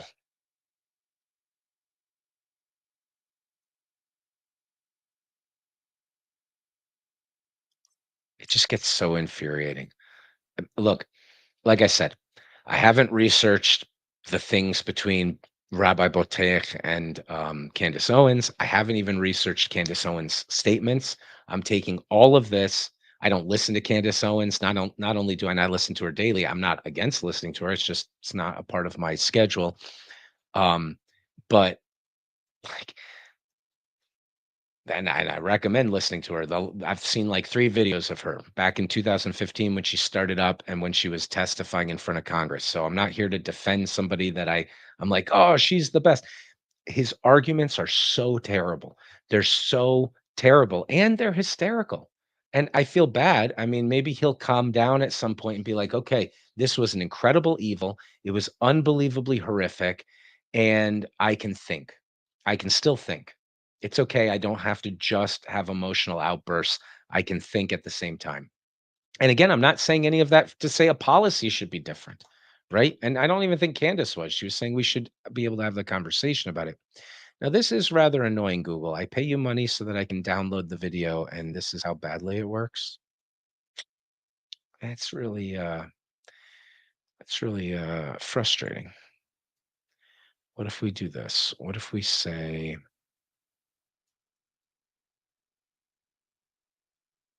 what if we try it this way? Oh, it's coming back anyway. All right. Okay. We're gonna have to go back now. I should have done this ahead of time.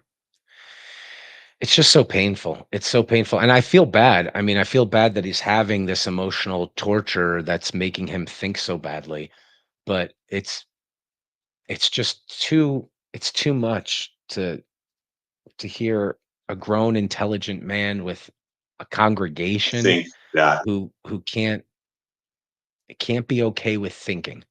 If you're thinking in his presence, in relation to this out topic, high interest credit card debt. it's Think about it. anti-Semitism. $854 a month is like a $10,000 of your finances. 100 I'm sure you should probably buy months what mortgage other payment. people are selling. That's 800.net. NMLS 182334, NMLSconsumeraccess.org. Small. APR for rates in the 5 start at 6.799% for well-qualified borrowers. Call 800-795-1210 for details about credit costs and terms. Now, I do want to move on, though, because then the next sentence almost appears to me to be the inversion of what actually happened. You write, she castigated Ben Shapiro for being passionately pro-Israel. I couldn't find a clip on that, so I just wanted to ask you what you were referring to, because actually what happened was Ben insulted me publicly. I have not insulted Ben publicly, so I'm just wondering where that sentence, where we can look for me castigating Ben Shapiro for being I will try pro-Israel. and find the actual clips, number one. Number two, Just off the I top am of your very head, clear. where I was when I castigated him, where I was when I disrespected him. Candace, I will be happy to go try and find you things about it. I'm sure Ben can find them as well. I'm sure other people can. I want to make something real clear about this, though. I don't think that there is a place for any of the kind of dialogue, especially between people who are the same conservatives, who are on the same side. I don't think there's a place to personally insult anyone. And that comes from both sides. Okay. I don't think it's okay for anyone to insult you or your family. I don't think it's okay for you to insult anyone or their families. I call you an anti-Semite because that is how I judge the way you act and what you've said. Okay. I'm very pleased that you've agreed to watch the documentary. Mm-hmm. Makes me very happy, and you can comment on it after you've watched it. Makes me really happy, honestly. Okay. And I think that and hope that after you see that, you'll have a whole different understanding. But I don't think it's okay. Right. So there's a couple of things here. I'm not going to make an argument against anybody's position on this right now, but let's just make some observations. So clearly, the good rabbi has been deeply affected by what happened on the 7th. That makes sense, right? You're a psychopath if that isn't horrifying to you. He's going to send a video to her, which is going to be quite traumatic for her to watch. There's something not exactly grown up about the rabbi because we have to acknowledge that this sort of thing happens. Not that it's okay, not that we should be indifferent to it. I'm not making moral equivalencies. I'm not saying, it happens. It just happens. It's like, dude, this isn't the first time in the history of the world that this has happened. It's not the only time this decade that something like this has happened. Okay. It's not pleasant to learn what world you're living in. It's not pleasant to learn that the poop throwing, rock wielding apes are all around you. It's not pleasant, but you kind of have to adjust. You kind of have to become educated. Historically, this is not the first time. He said twice now, this is a unique event that has never, nothing this evil has ever happened in the history of the world. Never has somebody raped a woman in front of her family, videotaped it, sent it to them, whatever, tortured one family member and left another one alive just so that they have to suffer with the death of all their tortured family members. Nobody has ever done any of this before. I can mention a lot of times. Why don't we do that really quickly just so that we can make this point? Um, should we start with this decade? Should we start in ancient history? I already mentioned Voltaire recording things like this in his stories that were taking place in the 1600s. How common it was to wake up on a on a pile of dead bodies that are your relatives, and someone's trying to rape you, and that's how you come back into consciousness. Um, you think nothing in the Holocaust was this horrifying? The Holocaust had nothing in it that was as bad and evil as what happened on the 7th. This is not to say it's not that bad. It's to say it's really, really horrible. It's so horrible, most people can't even open their eyes to how horrible the world actually can be and that evil even exists, that it's really actually evil and there's not another word for it, and that that's the appropriate word. That people who think that God doesn't exist should at least be believing in the devil if they know anything about how human beings behave sometimes. It's really evil. It's really horrible. I'm with you 100%. But if your view as a leader and a guide of communities with a historical, educated, literate understanding is that nothing like this has ever happened, uh, do I have to name the places where it's happening right now, where it's been happening for the last decade? There's a few places we could mention.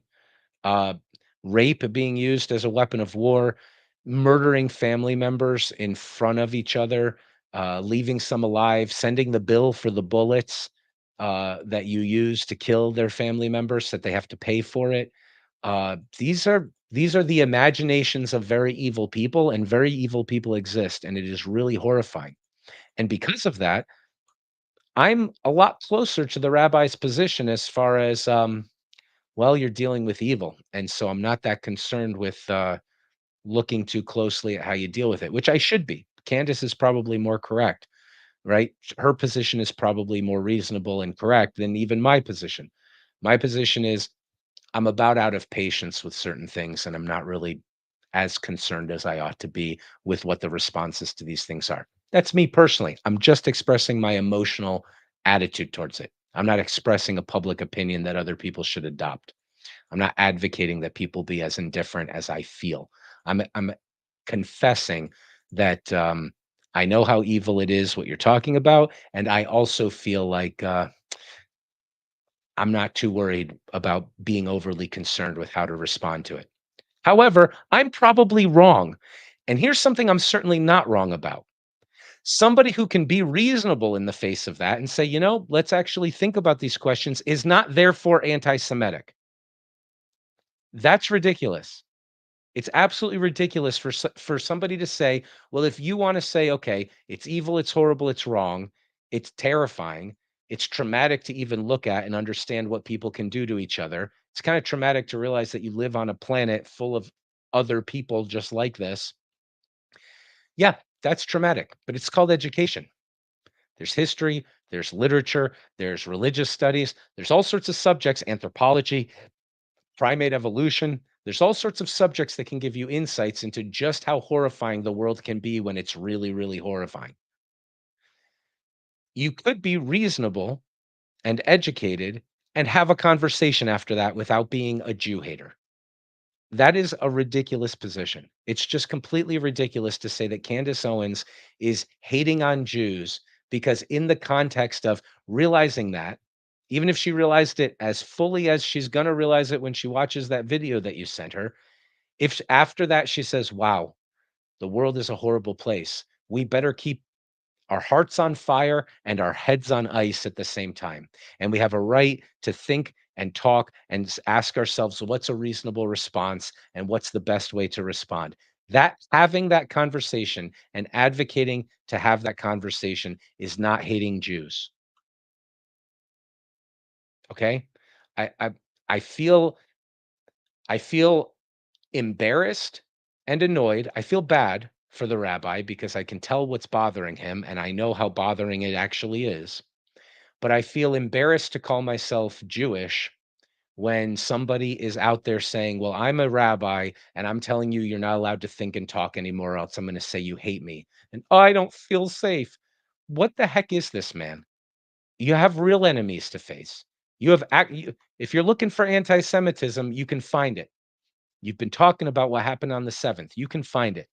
Okay. You should fight against that.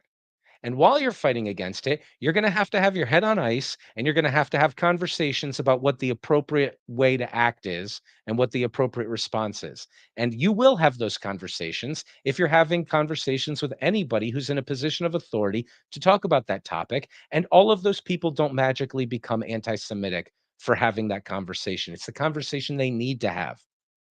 Okay, that's all that you've presented that she's advocated for, is that we talk and think and act reasonably in the face of horrifying things. Are you saying that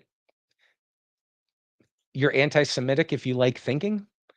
Is that, I mean, the principle is just, it's untenable. You can't say my feelings are hurt, so everybody has to stop thinking. That's a bad idea. It's a bad idea for the well-being of Jews. It's a bad idea for the well-being of all people. It's a bad idea for setting good policy. It's a bad idea. It's also not true. Okay. And if the only thing that matters to you is people's personal feelings, I'm deeply offended to my core that you don't want us to continue a rationalist project, that what you would rather us do is turn off our brains because there's a holy war to fight and we shouldn't think while fighting it. There's probably a holy war to fight, but we should be thinking while fighting it. And if all your evidence that she's anti-Semitic is that she said, I think we should think about this as we're doing it, and it's a pretty reasonable thing to say. But if you're hysterical on either side, maybe you think I'm an extremist on the other side. But all I'm saying is that we should talk about it and think about it and have an open discussion. I promise you that's not anti-Semitic. And say, I'm going to take all this emotional anger that I have and aim it at people who actually do hate me for being Jewish. And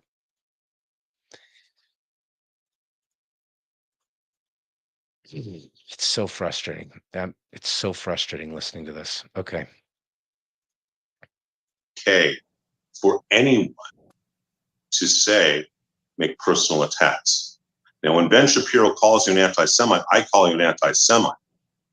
I only wish goodness on your soul, but that is how you act.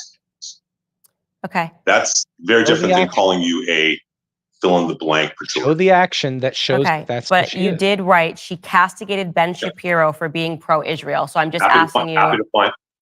Happy to find the exact quotes for you. Happy to find. Because it just never happened. I would never. Okay, you're saying that. I'm happy to find. Okay, but he did insult me, but I did not insult Ben. So that was very interesting because I was like, that's almost the inversion of what happened here.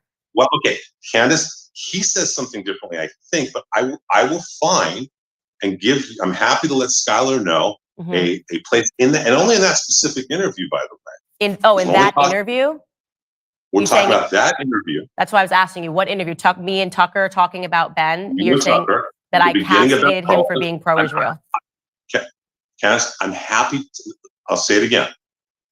I'm happy to find those spaces where you castigated him and send them to Skylar, and you can decide to share them with your audience. I will. Or not. We'll put it in right in here. If there's a example of a clip of me doing that, it's actually. I abstained from doing that and told Tucker that it's not something that I would do. Okay, then you go on to talk about me attacking Rabbi Shmuley. My audience has already seen him attacking me over the last 2 years. And I'm just going to ask you a basic question. So I want to be clear. I haven't, because I'm not a part of her audience, although I think it'd be great to be a part of her audience. I just don't watch any of this stuff. I don't follow it. I haven't seen any of this. I didn't even know that there was drama between Rabbi Boteach and Candace. So I'm going to just assume that whatever the two of them agree on as far as the terms for the discussion, that's all I'm going to comment on. I have no idea what he said about her, what she said about him, or any of that stuff. We're just going to watch what these two individuals agree the truth is, and we're just going to see. We're going to judge the principles they use while making judgments about whatever it is they're claiming. And I have no idea. I've seen the rabbi once or twice on stage. I've seen him give debates with Christopher Hitchens and other people. I have no idea what this 2 years of drama is that she's talking about. I'll be right back. Does a Black person or any person have a right to defend themselves? Absolutely. Okay, because that is interesting, because Rabbi Shmuley and his daughter have attacked me and made videos of me for 2 years straight. I have responded once, and you're basically saying that I'm anti-Semitic for responding. So I want your perception of when it is that a Black person's allowed to respond. So, Candace, first of all, I know Shmuley peripherally. We've probably met a half a dozen times. Okay? He is an incredibly knowledgeable man. He formed L'Chaim Society at Oxford. Incredibly knowledgeable man. And with 9 kids, right? And we have something in Judaism, predates Christianity, but it's also Christianity as well to an extent, called Lashon Hara, the evil tongue. That to gossip, to say certain things like that is really a huge avera. It's a huge sin. It's a huge chait. I don't know all the things that he has said about you. I do know he's called you an anti-Semite, and so have I. That's not a personal attack on you and your family. For you to call a man who is extremely knowledgeable an unholy rabbi and his hag daughter, forgetting about what he may or may not have done, if he's attacked you personally, if he's said whatever horrific things about you personally, that you are a blankety, blankety, blankety, blankety, blank, he's wrong. If he's attacked you or your children or your family, your mother, for you to, rather than comment on whatever he's done, to call him an unholy rabbi, that is way out of line. You don't even know what a rabbi's supposed to do. So let me ask you a question. There's no Jews, by the way, do you view Okay, that's a cool principle, Rabbi. A cool principle. What somebody does to you that's unfair and wrong doesn't justify any response from you. I'm going to write that one down. Got it. That's how you think about how people should respond in the realm of words and arguments and public figures and all of that stuff. That you're not justified in saying that you pronounce someone to be unholy. Also, unless you're a Jewish scholar, you're not allowed to pronounce something as unholy. Candace isn't allowed to have the opinion that something is unholy or someone is unholy or impious or something. She's not, unless she's a rabbi and understands what that word means within the context of the faith of the person that she's attacking in her argument. Okay. See how there's a grassroots desire for totalitarianism in all this? There's a desire to be infantile. There's a desire that others would be infantile. It's going to start becoming more clear as we keep going here. But view that as anti-Semitic for me to respond? So it's okay. So he can attack me for 2 years. Is he a racist? Just to be clear. I don't know how he attacks you, so I can't comment. So what if I say that the definition of racism changes, and if you attack a Black person, you're a racist? He did say this earlier. You don't get to tell a Black person if they've experienced racism. You don't get to tell a Jew if they've experienced anti-Semitism. It's up to the person claiming hurt feelings to say that you've done something wrong because my feelings are hurt, right? So let's apply the principle. I mean, I'm sure she wouldn't think this way, but let's see how that principle holds up. She feels like she's been attacked for her blackness and that there's secret black tropes that reveal that, or anti-black tropes in his language. Again, I have no idea what he said or not said. The attacks against her are because she's black or something like that. And that's how she feels. So you don't have a right to say that she doesn't feel that way, and therefore he's done something wrong, right? He must have done something wrong, according to you, because if your feelings are hurt, that's all we need to know if someone is anti-Semitic. Candace, you don't get away with that. It depends No, how I'm it asking changes. because at the beginning of this discussion, you How did did he say attack that you? you can't How tell a did he black person. attack you? It's been 2 years consistently of him and his Okay, daughter attacking me, wait, saying that. I wasn't there. I'm asking you. I'm asking with all Okay, but if you're legitimacy. saying that you weren't there, why would you Tell put me. this into writing? Wait. Isn't it Wait, incumbent upon tell you to me. research what's happened before you start saying to No, me that because- defending myself is anti-Semitic? Candace, if he attacked you personally, if he said you were a black fill in the blank, then he should be reprimanded that. But it doesn't justify what you did. You don't know what a rabbi does. You don't know our theology. How dare you call him an unholy rabbi? How dare you go into the misogynistic, the anti-Semitic trope of his hag daughter, something used throughout the late 18th and early through the early 20th century. Sorry. Hag is now anti-Semitic? So that is a term of his hag daughter that goes back into the witches of Eastern Europe. Why did you have to call her a hag daughter? Just Tell to me be that. clear, because Okay. So the hysteria just knows no bounds with this gentleman. The common contemporary usage of calling a woman who you think is attacking you in vicious and serpentine or hysterical or whatever ways is to call them a witch. That's something that people do sometimes. That's what the word means. That's what everybody takes it to mean. But apparently, you're not allowed to say something about a specific individual if I can tell that in 500 AD, that term was also used as a trope against that type of person. Let's remember that. she's a witch. I think she's a witch. That's not because she's All right, Jewish.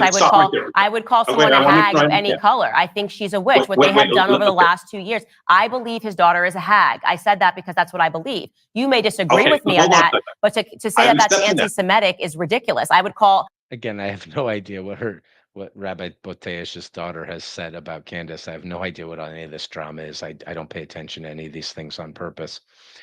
But it is kind of funny to hear her just double down on it. Like, she has a right to say it. Like, she has a right to say about a specific person, I don't like this person. I think they're unholy. I think they're a witch. I think that doesn't become anti-Semitic, not on its own, right? I mean, again, you have to look into the context. And if she's just going around and every time a Jewish person disagrees with her on anything, she says that person's a witch, well, then maybe that would be some evidence. But saying that you called one woman a witch who apparently has been involved in 2 years of a dispute between the two of you. And again, I know nothing about it, so I'm not making a pronouncement about who did what and who said something wrong, or if Candace was justified in making the claim that she made, or any of that. I'm not making any of those claims. I'm saying people have a right to think and talk. And if your definition of your hurt feelings is so broad that nobody's allowed to think or talk anymore, then it's too much. It's just too much. Any person a hag. Candace, I'm going to be very clear without trying to be insulting. So please forgive me if it comes off wrong. Okay, it's not meant to. No, it's fine. You can insult me. I don't want to. I've dealt with 2 years of a rabbi insulting me, so I'm totally cool with this. Yeah. I have no desire to insult anybody. Wonderful. Okay? Wonderful. But But you could. Do you understand? Are you familiar with the history of the Grimm fairy tales and the folk tales of Eastern Europe? I know that we can go back and we can also say No. I'm asking a specific question. Okay. That the witch archetype of those fairy tales were specifically modeled and called the Jews. That the Jews of that part of the world were called hags and witches specifically because they didn't eat the same food. They had different practices, and they were excluded that way as part of the bloodline.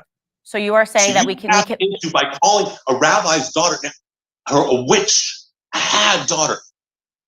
It's unbelievable how she hit the nail on the head at the beginning. This guy is the leftist progressive of Jewish politics. I mean, You can't disagree with anybody because I can go back a few centuries to find out how that word had a different connotation at a different time, and I know that that's secretly what you meant. I mean, that's everything that we hear from woke culture. He's the woke rabbi. He's calling himself a conservative, but he's completely adopted the mental disease of wokeness. Oh, I'm sorry. Did somebody 500 years ago say that the Jews were diseased? And I mentioned that the way you're thinking, you as an individual, is a diseased way of thinking that you adopted from a bunch of contemporary people, that some of them may have been Jewish too, as well. Am I being anti Semitic? I mean, this can't be the standard. It can't be the standard. I must be a self hating Jew because I said the word disease, and that's a negative word that you didn't want to hear in the context of this conversation. So let's see. In 100 BC, some people said that the Jews were evil and dirty, like they were separate, and that they also weren't given the facilities that other people could use, and so they were dirty and thought of as diseased. And so by saying that your thinking has become diseased, I must be trying to tap into an ancient. It's like that's the way the words are used today. Okay. Historical connotations matter too. We can look at words and what they mean and all of that stuff, but you don't get to magically invent that you can read her mind. And she's like, yes, I was reading the Grimm's fairy tales and I've decided to use hag on purpose because I think actually all Jewish women are witches. And I want to start spreading that by responding to one individual who, again, I don't know what anybody was saying in that context, but who you want to argue with, who's been arguing with you and attacking you according to what you're both seeming to agree with in this conversation. Really? Really? Boys and girls, why can't we all just get along? It's playtime. Nobody should have any sort of a bad feeling ever. Okay, this is infantile. This is hysterical and it's infantile and it's not a workable definition of anti-Semitism. We're gonna keep listening to see if he has better evidence that she's a Jew hater, but so far it seems like zero. You have tapped into an anti-Semitic trope that goes back hundreds of years, whether you mean to or not. Okay. Now that I've told you, There you go. It's wokeness, whether you mean to or not. Right? Maybe you didn't mean to. Maybe you weren't aware that that's what that word means. That's how I take the word when you use it. Okay. But the way intelligent, literate people hear about public figures arguing with each other, and one says, "Oh, you're an evil witch," and the other one says, "Well, you're a stupid cunt." We just think that you're throwing insults that have nothing to do with any of that because we're adults who understand what you're saying. But you can decide that what it really means is this other thing, and it hurts you so badly that she has to apologize. I don't get it. I don't get that's the standard you want. No one is allowed to criticize anyone who's Jewish if you can find a way to have hurt feelings about it and misapply it to all Jews, think that that's what the person really meant, and go back a few centuries to see how that word could have been used as an insult in a worse context. What's left? What's left for the use of words for other people? You're going to be a tyrant over everybody's words in this sickly mother goose kind of a shouldn't we all not insult each other ever, which is going to be pretty laughable when we look at how he insults her in the essay, which is coming up soon. Using nothing but black tropes, using nothing but anti-black Do that. tropes. Yeah. Okay. Mm-hmm. Do you think maybe there are better words to call her than a hag daughter?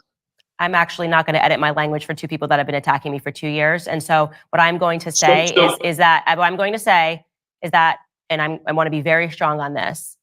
I am not going to be told whether you want to dress it up as anti-Semitism, you want to dress it up as that I cannot respond and defend myself. I'm certainly not going to be told that I need to be contained in how I respond after 2 years of consistent attacks from two individuals. So I want to just say on that point, you and I will never come to an agreement. I stand by everything that I. She's good, man. She's a sharp cookie. Maybe I should be watching her more regularly. She's impressive. I said about him, and I'm not going to have that everything that I say, including yesterday when he says that me finding the products and stuff that he sells and promotes as a rabbi to be unholy, to say that I am only saying that because it's made in Israel is totally ridiculous. But what it looks like to a lot of people, and I'm going to tell you this, and I'm expressing this in case you are an individual, as I'm sure you are, that is concerned about the rise of anti-Semitism. But my suspicion is that people that are watching this are going to think that now we are using the word anti-Semitism like BLM began using racism, right? Which is to say that you cannot, let me finish my statement. I'm just telling you what I am going, this is my suspicion. And I have tons of Jewish listeners, but given what you've said about Dave Smith, who is a libertarian, he is not a far left liberal. He just does not support what Israel is doing. So in this, you have said that Jewish people, you've made comments about a lot of Jewish people who maybe don't agree with what's happening in Israel. You are now saying that a person who's being attacked for 2 years still needs to be careful in how they approach a Jewish person that's been doing the attacking. No one is going to accept that. That's ridiculous. Candace, and then to say this said. particular word, it sounds like everything that anybody says, it needs to be first need to weigh it against the feelings of somebody and their history. I could find examples of Black people being called witches. I can't then say that nobody can ever call a Black person a witch. You know, even if it has what happened in Salem, you could go on, right?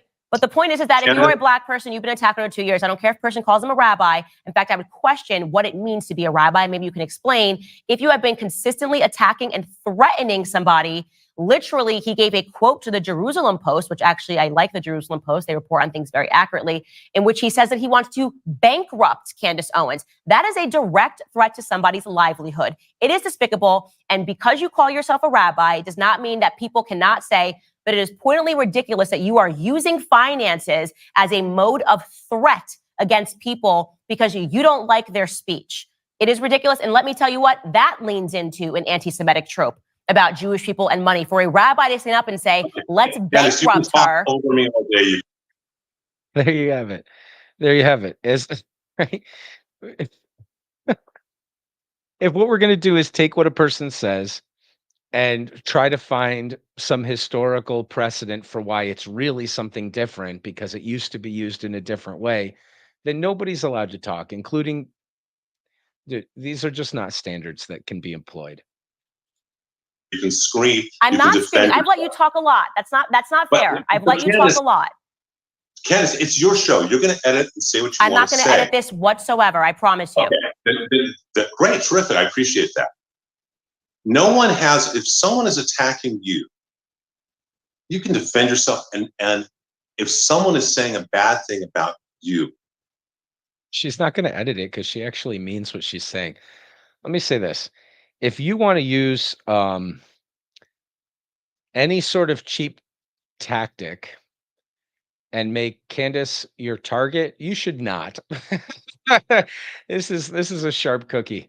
You should definitely just not decline the offer and decide that you'll have honest conversation instead, because she's in tune with having the good conversation. And obviously she's not editing him. She's saying, look, more speech, come on and talk.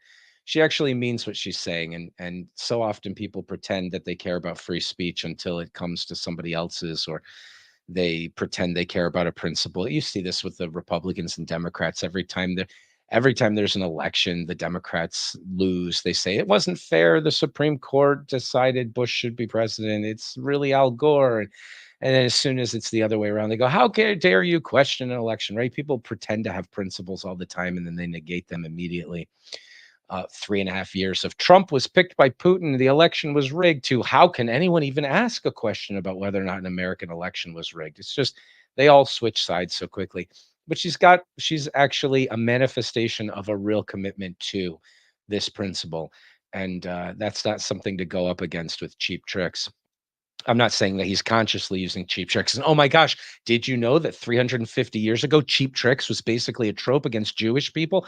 I'm Jewish. I'm not attacking him in an anti-Semitic way. I'm saying if anybody doesn't have the truth as what they're really aiming at and getting rid of anything that could come in to cloud that in, they should probably not go up against Candace. She's doing a good job. I would even go and defend you as well for them saying that she's a Black such and such, she's a female such and such, she's whatever it may be. If he's attacking you, and again, I'm not privy to those 2 years of attacks that you've had. But the moment you start saying things like an unholy rabbi when you do not know a rabbi's job and you don't know Judaism. You don't have to know that to make a judgment. You don't know what is considered kadosh. Again, I'm not agreeing. Like I've seen Candace Owens 4 times in video form, and I've seen the rabbi a few times. I'm not even agreeing. I don't even know what this beef is between them. But Candace Owens she has a right to make judgments about individual people.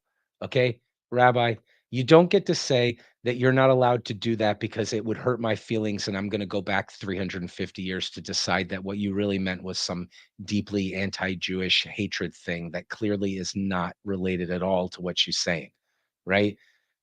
It's just all conversation will have to come to an end. He seems like the woke rabbi to me. He thinks he's conservative. I don't know. I haven't watched him or followed him either. I don't know what he's up to.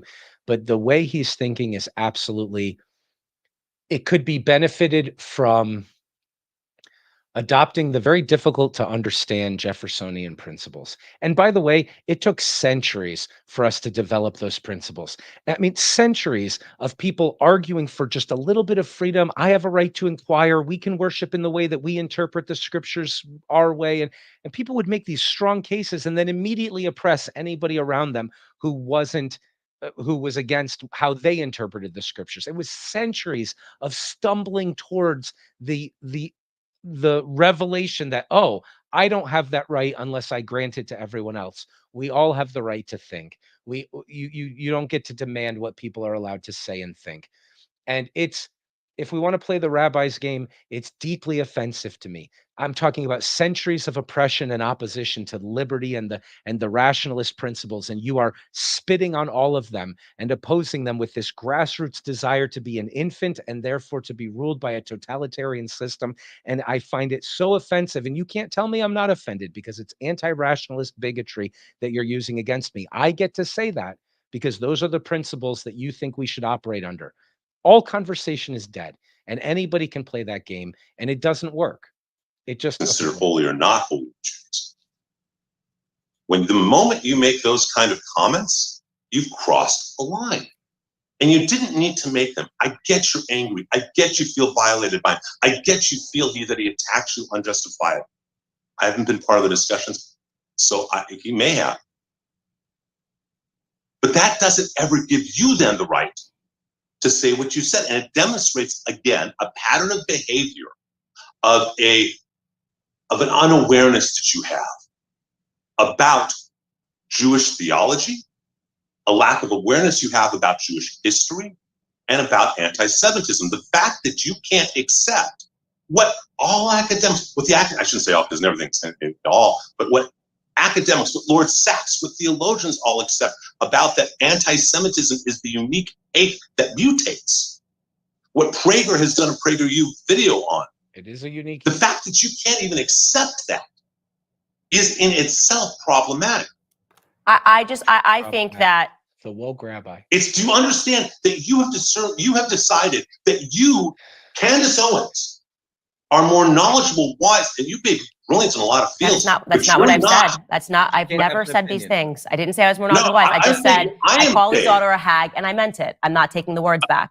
That's what I've said. But Candace, the fact that you can't accept that the definition of anti-Semitism, that you think you know the definition better than scholars, academics, Jewish theologians, better than rabbis, is a level of hubris. As I say, you may know all sorts of things about all. Well, she said was that things can change through history, but we need a solid definition to work with now. And you can't change the definition in the midst of the conversation. That's not even her disagreeing with this historical point you're making. You're actually misusing that scholarship, I think, to say, oh, it's a hate that mutates. Okay, yeah, it is. It's also very unique and evil in a lot of other ways. Anti-Semitism is a very unique evil. It's a leading sign of paranoid schizophrenia. It's connected to mental unwellness in a way that other racisms, which are also evil and bad, are not. So it is a unique thing. There's other things we could say about it. It's existed in countries that don't have any Jews. It's a leading indicator of your entire nation coming to bankruptcy and beggary and collapse. We can talk about Saddam's Iraq. We can talk about all sorts of places where, like, it's just always, hey, we got rid of the Jews. Oh my gosh, nothing's working anymore. And I'm not saying that's because the Jews made everything work, but it's a leading indicator that your society has become deeply paranoid and schizophrenic and sick in some way. It's let's see, there's lots of things that are unique about Jew hatred. I'm not disagreeing with that. However, Candace doesn't have to become a rabbi in order to say that she thinks something is unholy. As a human being, she has a God-given right to have opinions. And she also, I don't think it's true that the scholarship says, therefore, the definition evolves right in the middle of our conversation, and anything that makes me feel bad is necessarily anti Semitism. If there is a scholar that taught you that, you've been reading the wrong books because that's not how you should think. That's not any way to think. As has been illustrated, and we can illustrate it more. If you think that way, then everything that Jewish people are saying is connected to a historical trope, right? We can do that all day long. We can do it all day long. And we can say, so therefore, you're all being anti Semitic because I don't feel good because it reminds me of the fact that somebody else used the same word 470 years ago in a way that was very hateful. That can't be your principle, Rabbi, because you're not allowed to think and talk either. You've made a rod for your own back. Everyone has to be allowed to make their own damn opinions. And again, not to overstress it, my opinions are probably a lot closer. At least my opinions on the political situation are probably a lot closer to yours. And my opinion about the evils of anti-Semitism, a lot closer to yours. I mean, I don't know if Candace even disagrees with any of this. She hasn't even gotten into it. None of that is a modicum of evidence that Candace Owens hates Jews because she's willing to think things that you don't like. Or you don't even like the fact that she thinks. You're actually fine with thinking it so long as you're thinking it and other Jewish people are thinking it, but somehow she doesn't have a right to think it. It's just, it's hysterical and it's ridiculous and it's an embarrassment. And I feel bad because obviously you are emotionally in quite a state right now. And so maybe you'll calm down and that would be good. But this is ridiculous. Sorts of topics. But you're now dancing in a field where Shapiro dances, I dance, where Rabbi Shmuley. You can't draw a picture of Muhammad because there's a billion of us and we dance in this field. And you come in without understanding all the subtleties of the Quran and you can't recite it in Arabic. So how dare you do anything touching our subject? You can't say a rabbi is unholy because you don't understand our tradition and appreciate it well enough. What are you talking about? That's not a standard that could be applied.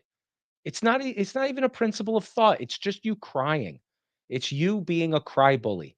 It's saying, I feel hurt, therefore you did something wrong. It's not, you haven't pointed out to something that she's done wrong. You haven't shown.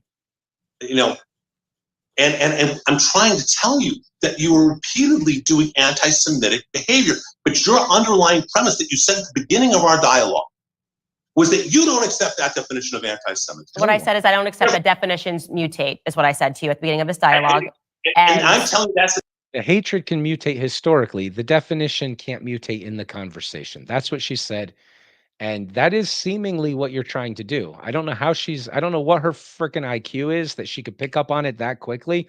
But at first I was like, wait, you're misunderstanding him. That's not really the point. But that's all you've been doing since then. So she must have a pretty darn high IQ, much higher than mine to be able to pick up on that so sharply. the definition of anti-Semitism. You have now said that you know more than Lord Jonathan Sacks, who I believe, I'm going to guess, actually knew your father-in-law, because it's not that big of a world there. And you can ask anyone about Lord Sacks. You are now saying that you don't accept the definition. Well, okay. What I'm saying to you is that there's debate even amongst Jewish people about the definition of anti-Semitism, as I pointed to you. No, that's a pretty much accepted one. If you're saying the definition mutates, then you're saying it has no definition, right? It has no definition. Comes from the word define. If it has definition, it has a shape, right? You can't say the shape can mutate. The square can become a circle, can become a triangle. That means that it has no shape. You're talking about an amoeba, right? I'll say it again. It mutates because the definition, again, I'm quoting Lord Sacks, directly quoting him, where he says that Jews have, this is his definition, it's pretty much accepted. Jews have no right to exist collectively as Jews with the same rights as other human beings. Yeah. That's a great definition. That's not mutating. That's perfectly fine. We could use that for the conversation. Why do you keep saying it also can change to anything that you don't like? That sounds like a definition. And the reason that it mutates, how that becomes manifest, is because in the Middle Ages, it's about religion. When they come out of the shtetl, Right. Let's just adopt what he's saying here. Therefore, Rabbi, you shouldn't take things that would have been anti Semitic 500 years ago and say they're anti Semitic today because the situation has mutated. That's all you've been doing. You just say, well, you said this one person was a witch. She attacked you for 2 years. I don't know about it. Maybe I agree or whatever. But you called a woman a witch and she happened to be Jewish. And did you know that in the 1750s there was a community of separated Jews and they were called witches because they were different for so you're being anti-Semitic. Well, no, not if it's mutated. If the situation has mutated, obviously she's using the word in the common contemporary connotations that everybody understands.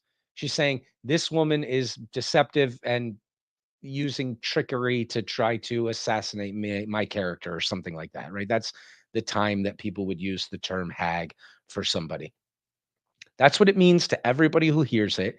You go back in time to before the mutation and you say, well, if you had said it then and you had said it about all the Jews, then that would have been a totally different context, and that would have clearly been anti-Semitism. So therefore, using a word that's related to a word that was used in a different context before the mutation happened means that you're also being anti-Semitic right now because it reminds me of how horrible it was back then, and that hurts my feelings. It even if you're correct, and I don't even think Candace is disagreeing with you that the hatred can mutate over time. But the working definition is all she was really looking for. And I think it's a fine definition for the conversation. That works really well. Not believing the Jews have a right to be a people. That works. We could work with that. Let's just stick with it and not change it. But then whenever she does anything, you just magically say, well, yeah, but before the mutation. So every mutation it ever goes through, you're in another time and you're doing something different than people realize. And maybe you don't know it, but it hurts me very badly. And you can't tell me I wasn't hurt. And therefore I have experienced anti-Semitism. This is no way to talk as a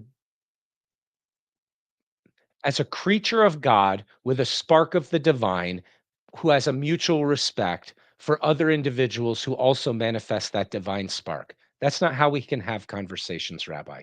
We have to be able to allow people to think and talk and not act as though we get to cry and therefore they're not allowed to talk or we're going to call them evil, evil, horrible people. You have to present something she said that's evil. You can't say, well, but I could twist it. Did you know back in the day? Let's see how this goes. When they go into the cosmopolitan areas, and in the 18th through 27th or 20th century, excuse me, that hate has now manifested and mutated. So it's not about religion; it's about race. Just so I'm clear, did Lord Sachs say it mutates, or are you saying it mutates? I'm sorry, I couldn't hear. I apologize. Did Lord Sachs say it mutates, or are Lord you? Sachs. Lord Sachs. He says it mutates.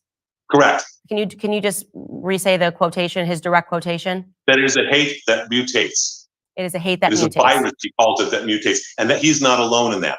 And then by the time you get to the 20th century, it now has mutated to be anti the nation. So the hate manifests as first religion, then as race, and now as nation.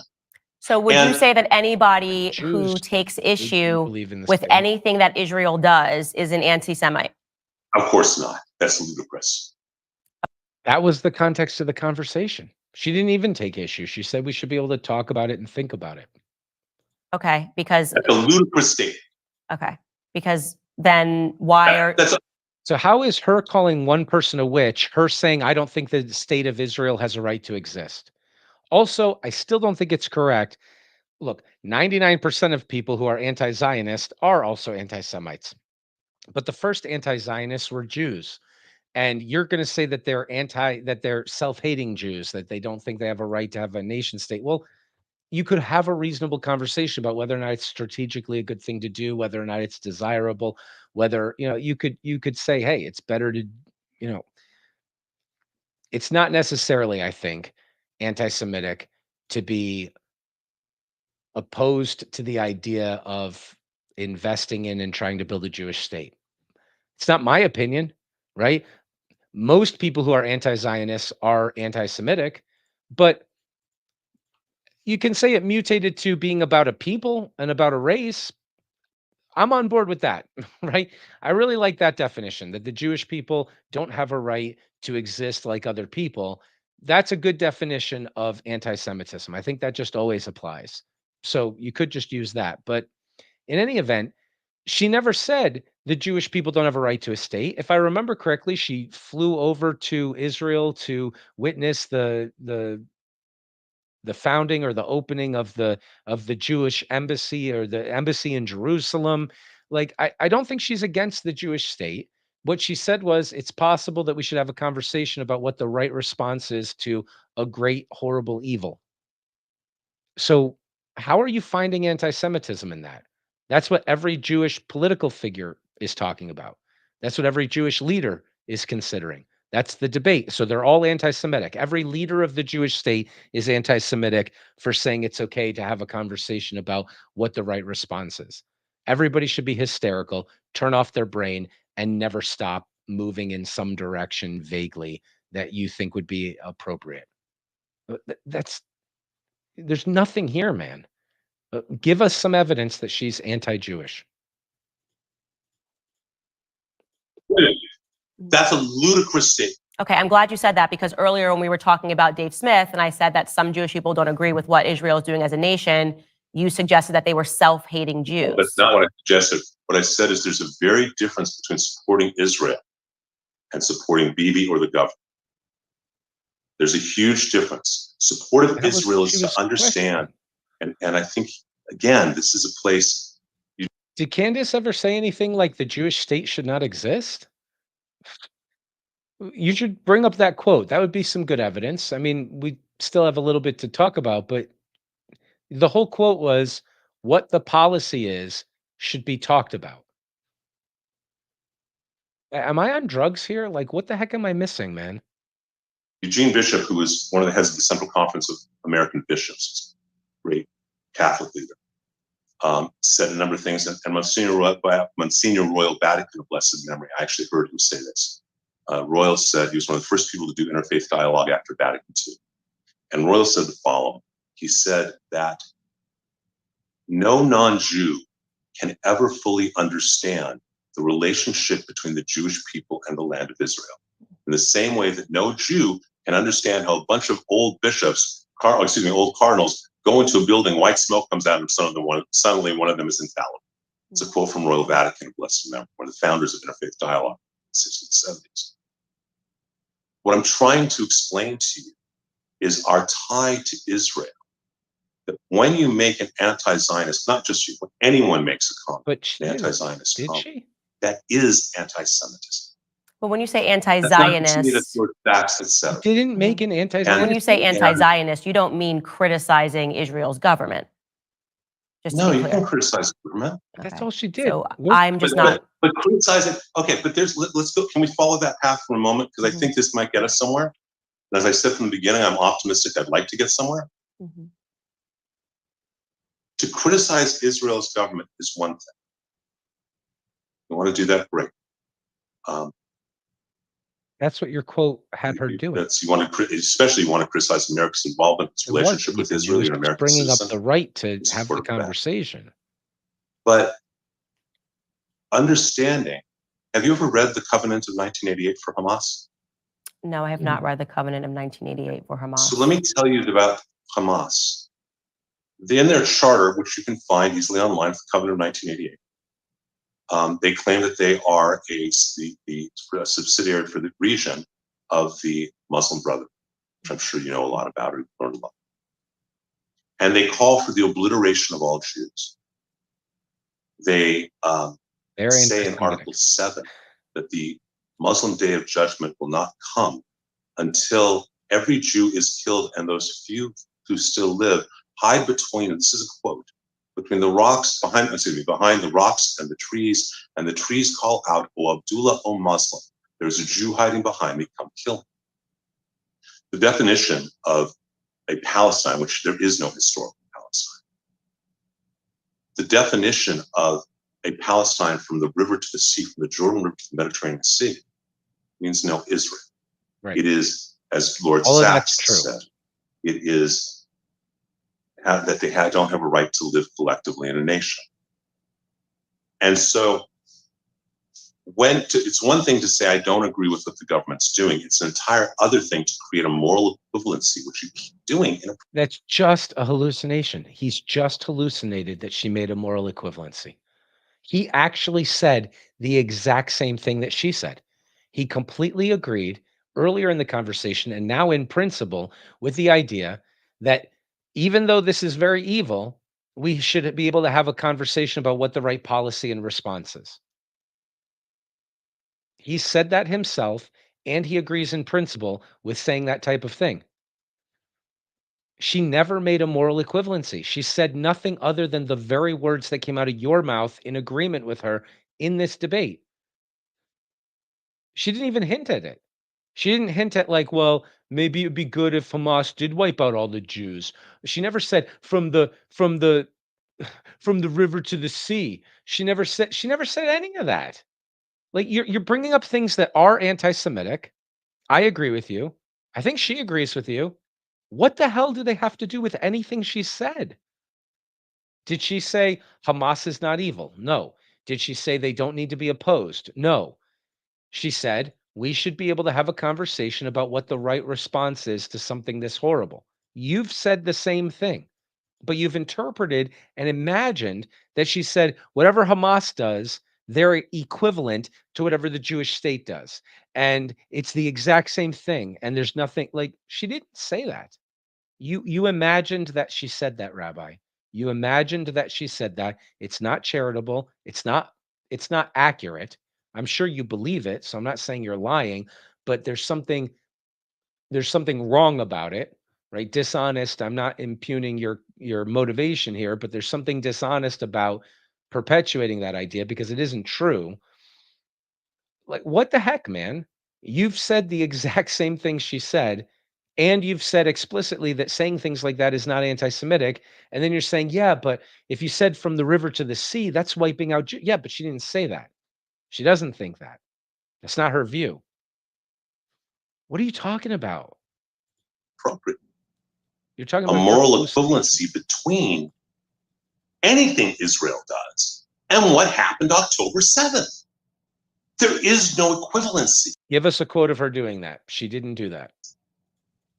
Israel's not going out to go out and try to go into Arab homes and to take and torture a child in front of the parents and then kill the child and kill the parents. Israel doesn't do that. Israel is the most ethical army in the nation. I think we might be having a fundamental disagreement on what moral equivalency is. And I tend to agree with Dave Smith that actually what moral equivalency is saying that irrespective of anything, we are going to judge these people the same. That would be morally equivalent, right? But we don't need to go into that because I didn't do any of that. And I just totally disagree with how you've characterized my discussion with Tucker Carlson at all. Because like I said, I clearly said I condemned what Hamas did. And then I said that it's sad when a Palestinian child dies. And then you agreed that it's sad when a Palestinian child dies. So I don't understand why these two statements seem to you to be trying to morally equate anything. I just am making two statements. 11 minutes and 20 seconds into your video, you make the comment about it being, I believe that's the time's place, you make the comment that you have a moderate stance and everything else is extremist. And what I'm trying to explain to you is that and I hope once you see the IDF film, we can have. Moderate stance, Rabbi, doesn't mean that she thinks I'm right in the middle and I think that both sides are equal. That's not what moderate stance means. It means not hysterical stance, which is what you're having, which is why you're hallucinating that she's saying things she's not saying. I mean, if she said it, just bring up the quote, but we're reading all the quotes that you gathered to make this case, and all of them are things you've explicitly agreed to, and you're just hallucinating. She just didn't say that. Have another dialogue. Now, I can understand why you're so upset and why you might be in an emotional state where you could make that error. That's understandable. That's forgivable. That's comprehensible. I get it. You're emotionally charged right now. But your accusation against her is completely, I can't see a grain of sand of truth in it. There's just no power to it. Well, no, I'm just saying that I do think that when anything, horrific happens, it turns a lot of people into extremists overnight, and they become very extreme in their language. You have judged. You've not let me finish my statement. Okay, I've let you talk. very much what I have said is that when anything happens, what tends to happen after that is people become very extreme in their rhetoric. And actually, there is a really good example. Is it Joel over at Breitbart, who wrote something very extreme following October 7th online. And then a couple of days later, he wrote a long paragraph apologizing and saying why he was emotional, why his rhetoric was extreme, and what he actually wants to accomplish. He recognized his own emotion. And people get very extreme when they're emotional. It's understandable. But when they are in that emotion, they start to perceive other people who are actually saying what they've always said as somehow attacking them or saying something that's wrong. And then usually, the scales fall from their eyes, the more distance there is from the actual event that took place, and they're able to hear things more rationally again. That is all that I was saying with Tucker, is I haven't really moved any of my stances whatsoever. And that is why people are bothered. Whether you think that's understandable or not is not going to change things. I do want to get to this, though, because like I said, we're not going to agree on Rabbi Shmuley. We're not going to agree on his daughter.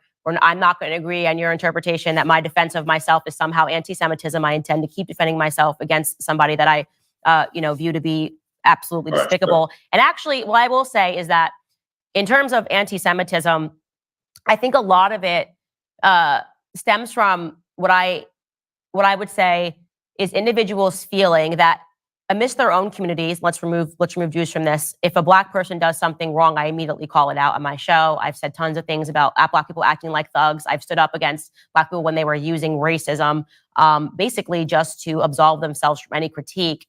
But when it comes to the Jewish community, it's very odd, I think, to watch the indefensible get defended, right? The indefensible get defended. Like what Rabbi Shmuley did over the last 2 years, I would expect people to come out and say, it's obviously wrong. Instead, what we have is you coming out and saying, well, what Candace is saying in defense of herself is actually what's wrong, rather than saying maybe both. Maybe saying what Rabbi Shmuley did was absolutely wrong. But you can't take the time to look into what he said for the last 2 years, is what you're saying. Candace, but you wrote this article in defense of him.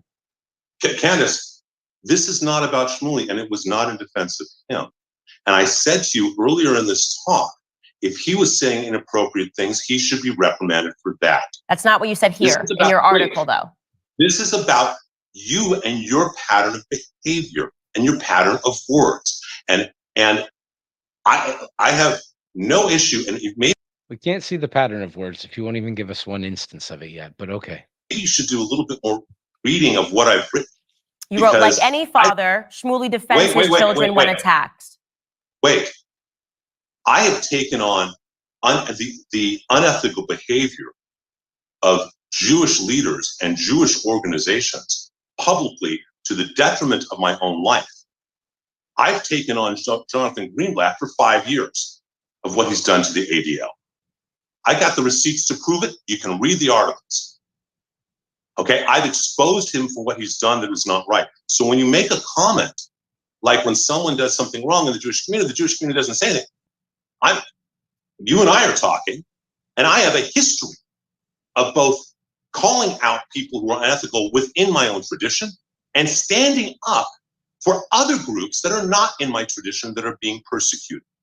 Okay. Last year, about a year, and you didn't do the research about that, because about a year and a half ago, Catholics were being so disrespected. I'm not Catholic, by the LA Dodgers wanting to honor the Sisters of Perpetual Indulgence, a trans group that dresses up like nuns, and honoring Dodger Stadium. I not only wrote articles, my articles helped promote General Flynn to help promote Catholics for Catholics to do a demonstration at Dodger Stadium that I spoke at. But that had nothing to do with Jewish people. Wait, and I called out Jewish people. Why don't you Google my name and Jonathan Greenblatt? Great. I'm glad. I think that all together, everybody. I'm not alone. I'm glad. What I am trying to communicate to you that when people can go, and as they have seen, as I showed on my show, all of the attacks from Rabbi Shmuley, which were available to you when you wrote this article, and then they see you write something. Please let me finish my statement. They see you write something. Rabbi Shmuley is an author of 31 books, was the rabbi at Oxford for 11 years, has a 30-year career of writing, speaking, preaching, and guiding people in Jewish beliefs. He has also been an activist in many causes, and most importantly, is a loving father of 9 children. And like any father, he defends his children when attacked and is proud of their accomplishments. Hold, because because I never attacked them first. They've been attacking me consistently for 2 years. And then you go on, hold on. Candace, you're smarter than this. I know, but just let me finish. Then you go on and you talk about me. People might say this might be a racist trope, but here we go. She dropped out of college because of a quote unquote issue with a student loan, never even voted in elections until she had successfully created her unique brand, a pretty Black woman who's politically conservative. When anyone confronts her about her lack of knowledge or wisdom, she retreats to the position of counterattacking them for not appreciating a strong Black woman who goes against goes against a stereotype. When you read something like that and you see that comparison. Okay. So the rabbi has been saying, if you say someone's a witch, I'm going to go back 250 years to find how people used a witch in a different context when the racism had mutated before it had mutated in a different context. I'm going to say that's what you really meant, and that hurts my feelings because it even reminds me of it, and therefore that proves that you meant it that way in a totally different context than when you were using it, and that proves that you're anti-Semitic. And that's all wrong. That's wrong, and I know for sure that you've done it because I feel bad. But, you're one of those Black people that kind of had some money issues that were maybe helping you along, but you dropped out of college because you couldn't really hack it. And, it's like, wait a minute, you're using all these like one after another anti-Black racist tropes that are much more recent. I'm sure you didn't even mean it that way. Maybe you didn't. But do you see that the principle you're trying to employ in this one instance, which it doesn't even sound like you employ it for the rest of your career. It might just be that you're emotionally unhinged right now. It can't be adopted. It can't be universalized. Right? Like how right? Like if if Candace came back and said, well, that's a lot of tropes that are related to topics that people who are white supremacists have attacked Black people for in the past, and you must have known that you were using them, and maybe even if you didn't, don't you know now that they're connected to things that are very hurtful, and so you're a racist, you're a bigot against Black people, and I can prove it because you attacked me personally, and that means you hate all Black people, and you used words that I could say you meant differently than like, what is going on here, man? Even it's actually hard to hear those words and not think that you had something in your mind that was pretty anti-Black, probably motivated just to harm or hurt Candace for some direct reason, because that's what you were trying to do. Probably not because you actually hate Black people, but there's more evidence in that quote. If we use your system of trying to judge people's words, that you're a bigot than anything that you've brought up by her. She said one individual was a witch, and then you said, well, 500 years ago they used to call Jews witches, and I think that you really think all Jews are witches, or you don't care that it's like, really, dude, that's how you're stretching to try to say that she hates Jews because she was attacked and attacking in some stupid argument that I know nothing about, by the way. But okay, this is so sad. And how you are presenting people, despite the fact that factually speaking, Rabbi Shmuley and his daughter were the ones attacking me for 2 years straight. I didn't even know who they were. When you speak about me like that and make it seem like I'm sorry, let me use your words here, lack of knowledge or lack of wisdom, how do you think the public perceives that when I'm the one that's being attacked? I'm not concerned about how the public perceives it or not. What I'm concerned about you're not. Is if you believe, and I cannot judge this because I'm not aware of 2 years. I don't follow you. Okay, just my life is too busy. I got a congregation and teenagers and all sorts of things. If you believe that Shmuley Boteach and his daughter are doing things that are attacking you on a personal level, not attacking your persona, not attacking what you do. I'm not calling you as anti-Semite, is attacking you for how you act, not attacking you as a human being. Mention an action. Please understand there is a difference of who we are and how we are. She dropped out of college. Wait, please let me finish. If Shmuley okay, go ahead. is attacking you, if he is attacking you on any personal way, that doesn't mean it's okay for you to attack him. You know better than that. You teach your children all that better. Condescending. No, I actually like everything I'm saying about him. Like, if this is holy, like selling butt plugs with your daughter, I don't know. Okay, maybe wait. you're right. I think it's gross. Right, I think it's disgusting, and I do not. It's not the definition of holy in the Christian faith, is what I would say. It's weird to Well, me. okay. It's very, and this could be a difference in our religions, but by the way, your religion does not trump my religion. So I think that you should respect the fact when I say something is unholy, I am referring to my religion. His relationship between him and his daughter is very creepy to me. The sex podcast is very creepy to me. The idea of sitting down and talking to your father about, topics of sex in any regard is creepy to me. Him promoting butt plugs that are sold by his daughter is creepy to me. I have a right to say that I find this to be utterly unholy, and that any faith leader, at least in the Christian community, would agree that all of this is giving us very weird vibes between the father and daughter relationship. I can say that all I want. And I do think that part of it, and this is where we get to the topic of where people perceive this and they say, is this a form of Jew supremacy? To say, suspend your Christianity because my Judaism matters more, is the feeling that I get when you say, you don't get to say it's an unholy rabbi. Pornography, pornography is unholy in my view. You might disagree with that. Candace. It is unholy to Christians. The topic of pornography, peddling pornography, selling butt plugs, the commercialization of pornography is unholy. And I'm going to continue to call him unholy because that is what I deem him to be. And I say that as a Christian. Okay, so Candace, if you made the comment, right, and you said that this man, that was the whole argument. And it's not even as a Christian, Candace. You have a right as a human being to make judgments. All right. I'm embarrassed to be Jewish when I listen to the rabbi talk like this. It's really embarrassing. I don't know why he thinks he has a right to say, or he has a right to say it. I don't know why he thinks that you have to be a rabbi in order to pronounce something unholy if it's within the Jewish community or something. Like, that's not how the body politic works, man. Every individual has a right to make their own darn judgments, and that was really the key. Now, she can say it's as a Christian, whatever. She has a right to formulate her own opinions on these things. You don't get to say it's anti-Semitic because you don't like that she's saying it, that you don't like that she's saying it about a rabbi. I have no idea if he's selling butt plugs. I have no idea what any of the drama is between them. I just don't watch or follow any of these types of things. But for the love of God, human beings have a right to have opinions and to express them. And they don't become bigots because you don't like that one of the people they were criticizing was Jewish. Every Jew is a bigot against Jews then, because they all have other Jewish people that they have arguments with. It's just not a standard that could possibly work. And there's something very, there's an appeal to infantilism. There's this patriarchal, condescending tone of like, well, shouldn't we all feel good and shouldn't we all apologize? And then you say some very nasty things, very personal about her. Well, she's just this and she's just that. And she dropped out of college because the student loans couldn't keep her in there and blah, blah, blah. And it's like, dude, you're not even applying the standard to yourself. You can't, because you've said everything that she said. Everything that she said that you said was anti-Semitic, you also agree with.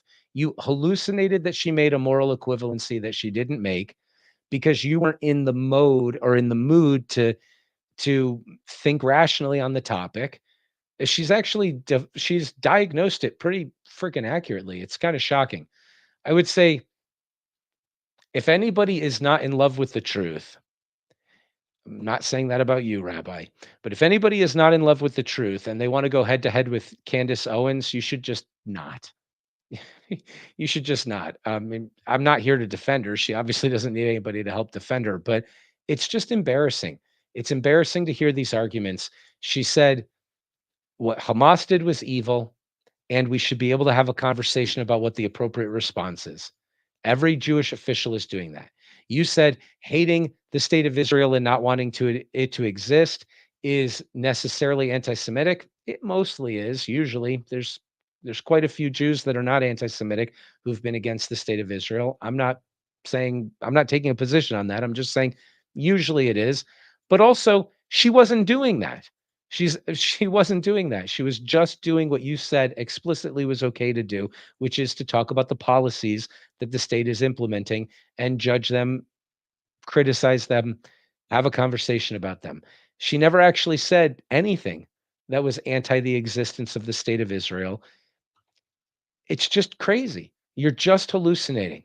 You're just hallucinating that she said things that she didn't say. She never made a moral equivalency. And you said the exact same things that she said in this conversation. You're upset. You thought that she was an important person to take down or something. You thought maybe you perceived that she was being anti-Semitic. The case that you're making here, I'm not going to look into it. I'm not expressing my final judgment of all these questions. This is the only thing that came across my path. I'd have no idea about Rabbi Buteyek and their disagreements between her and him and Candace Owens. I have no idea about any of that, and I'm not going to look into it. I'm not interested in all this drama. All I'm saying is, if you made the strongest case that can be made that Candace is an anti-Semite, my conclusion is she is the least racist person who's ever existed in the history of planet Earth. Like, nothing you said carried any water. It didn't register, man. You're hallucinating that she's saying, "I want the state of Israel to not exist." She never said anything remotely close to anything like that. They could even be interpreted in that way, at least from the quotes that you've brought up. Again, I'm not gonna go research it to find out everything she's ever said, but you did the research and you brought the case and you said these are the things she said, and it's just embarrassing. It's You need to calm down. I can't believe how clever she is that she can diagnose this so accurately. I think you probably will calm down at some point, and you'll probably maybe come to the conclusion that you've been really emotionally upset, and for really good reason. It's quite emotionally upsetting what's happened.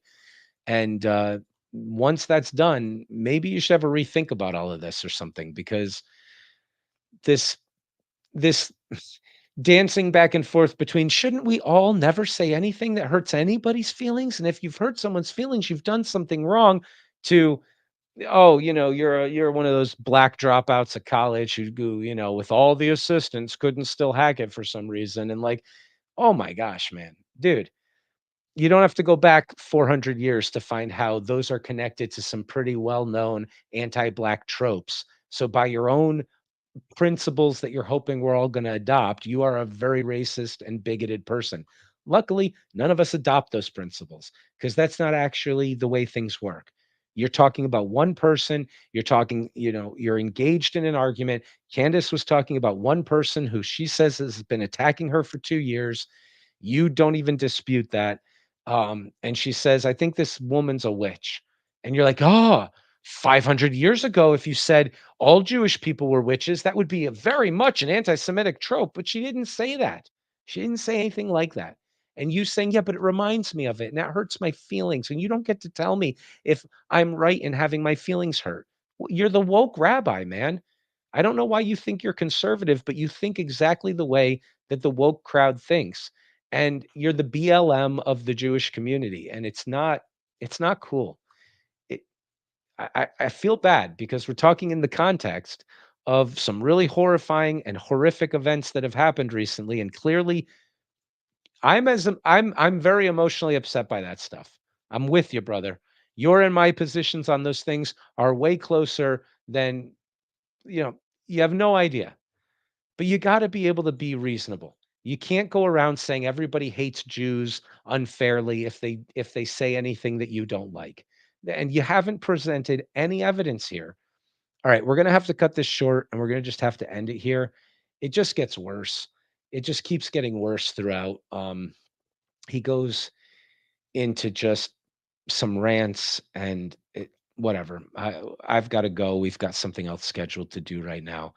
But it was so infuriating. It's so frustrating to listen to somebody like, I understand you're upset, man, but if anybody owes anybody an apology, you should probably think about saying, I was really emotionally upset, and I think you were right about that. And I've looked back at what you said, and I think I was reading into it. And I mean, or present some other evidence.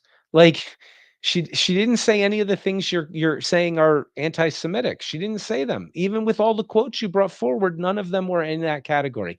So go find some other quotes of hers where she says, those Jews shouldn't even have a state. Those silly Jews. What right do they think they have to exist? If you can find that, then that's great. And I'll agree with you that she's anti-Semitic. But you brought all the evidence that you could find, I assume, and it seems like nothing to me. I think you're making a mistake, man. Brother, I think you're making a mistake. I think you're saying that she's full of hatred that you're imagining is in her head. And it's just, you haven't shown it. So sorry we have to cut this short. It's giving me a headache listening to this individual. I'm not trying to pick on anybody. I, by the way, care so much less about everybody's feelings than either of them do. They clearly keep saying, "Well, I wouldn't want your feelings to be hurt." It's you're hurting my feelings. You're giving me a headache, Rabbi, and it's not appropriate to tell people that they're not allowed to have opinions because they're not Jewish scholars. I know that that's not what you meant to say. I know that if I put it that way, you wouldn't say, "Yes, it is appropriate." But that's what you're saying, man. That's what you're saying. You can't call someone unholy because this is our sacred realm. You're allowed to criticize other rabbis, aren't you? I'm pretty sure you've done it before. I think you were talking about doing it earlier today. Does that make you an anti-Semite? Oh, but you're a scholar of Jewishness. Okay. Other people have a right to opinions too, brother. They really do. So, as a Jew, I'm extremely embarrassed by the show that you've put on here, and you didn't make a very good case. So, we're going to end this, and we've got other things to do that will be more uplifting. But oh my gosh, Candace, if I had more time to follow people, you'd be on the top of my list. Man, holy cow. She's sticking to things. She's not getting confused no matter how much craziness is going on. Um, again, my views are probably a lot closer to the rabbis even than I would even like to admit. Candace is probably correct, and I'm probably more wrong than I'm probably inaccurate, and she's probably closer to the truth than I am. Emotionally, I'm probably a lot closer to the rabbi. But dear Lord, you can't say that people aren't allowed to have reasonable conversations about policies because you interpret that as them saying the Jewish state shouldn't exist when they obviously don't think that. And it's just it's embarrassing to hear you make that case, and it's not appropriate. And the best excuse I can come up with is that you're very emotionally distraught right now, but you might be a lying cunt, and you're not doing a good job. You need to sit down, reevaluate, see if you can make it right, or whatever. Do whatever the heck you want to do. But dear Lord, that's frustrating.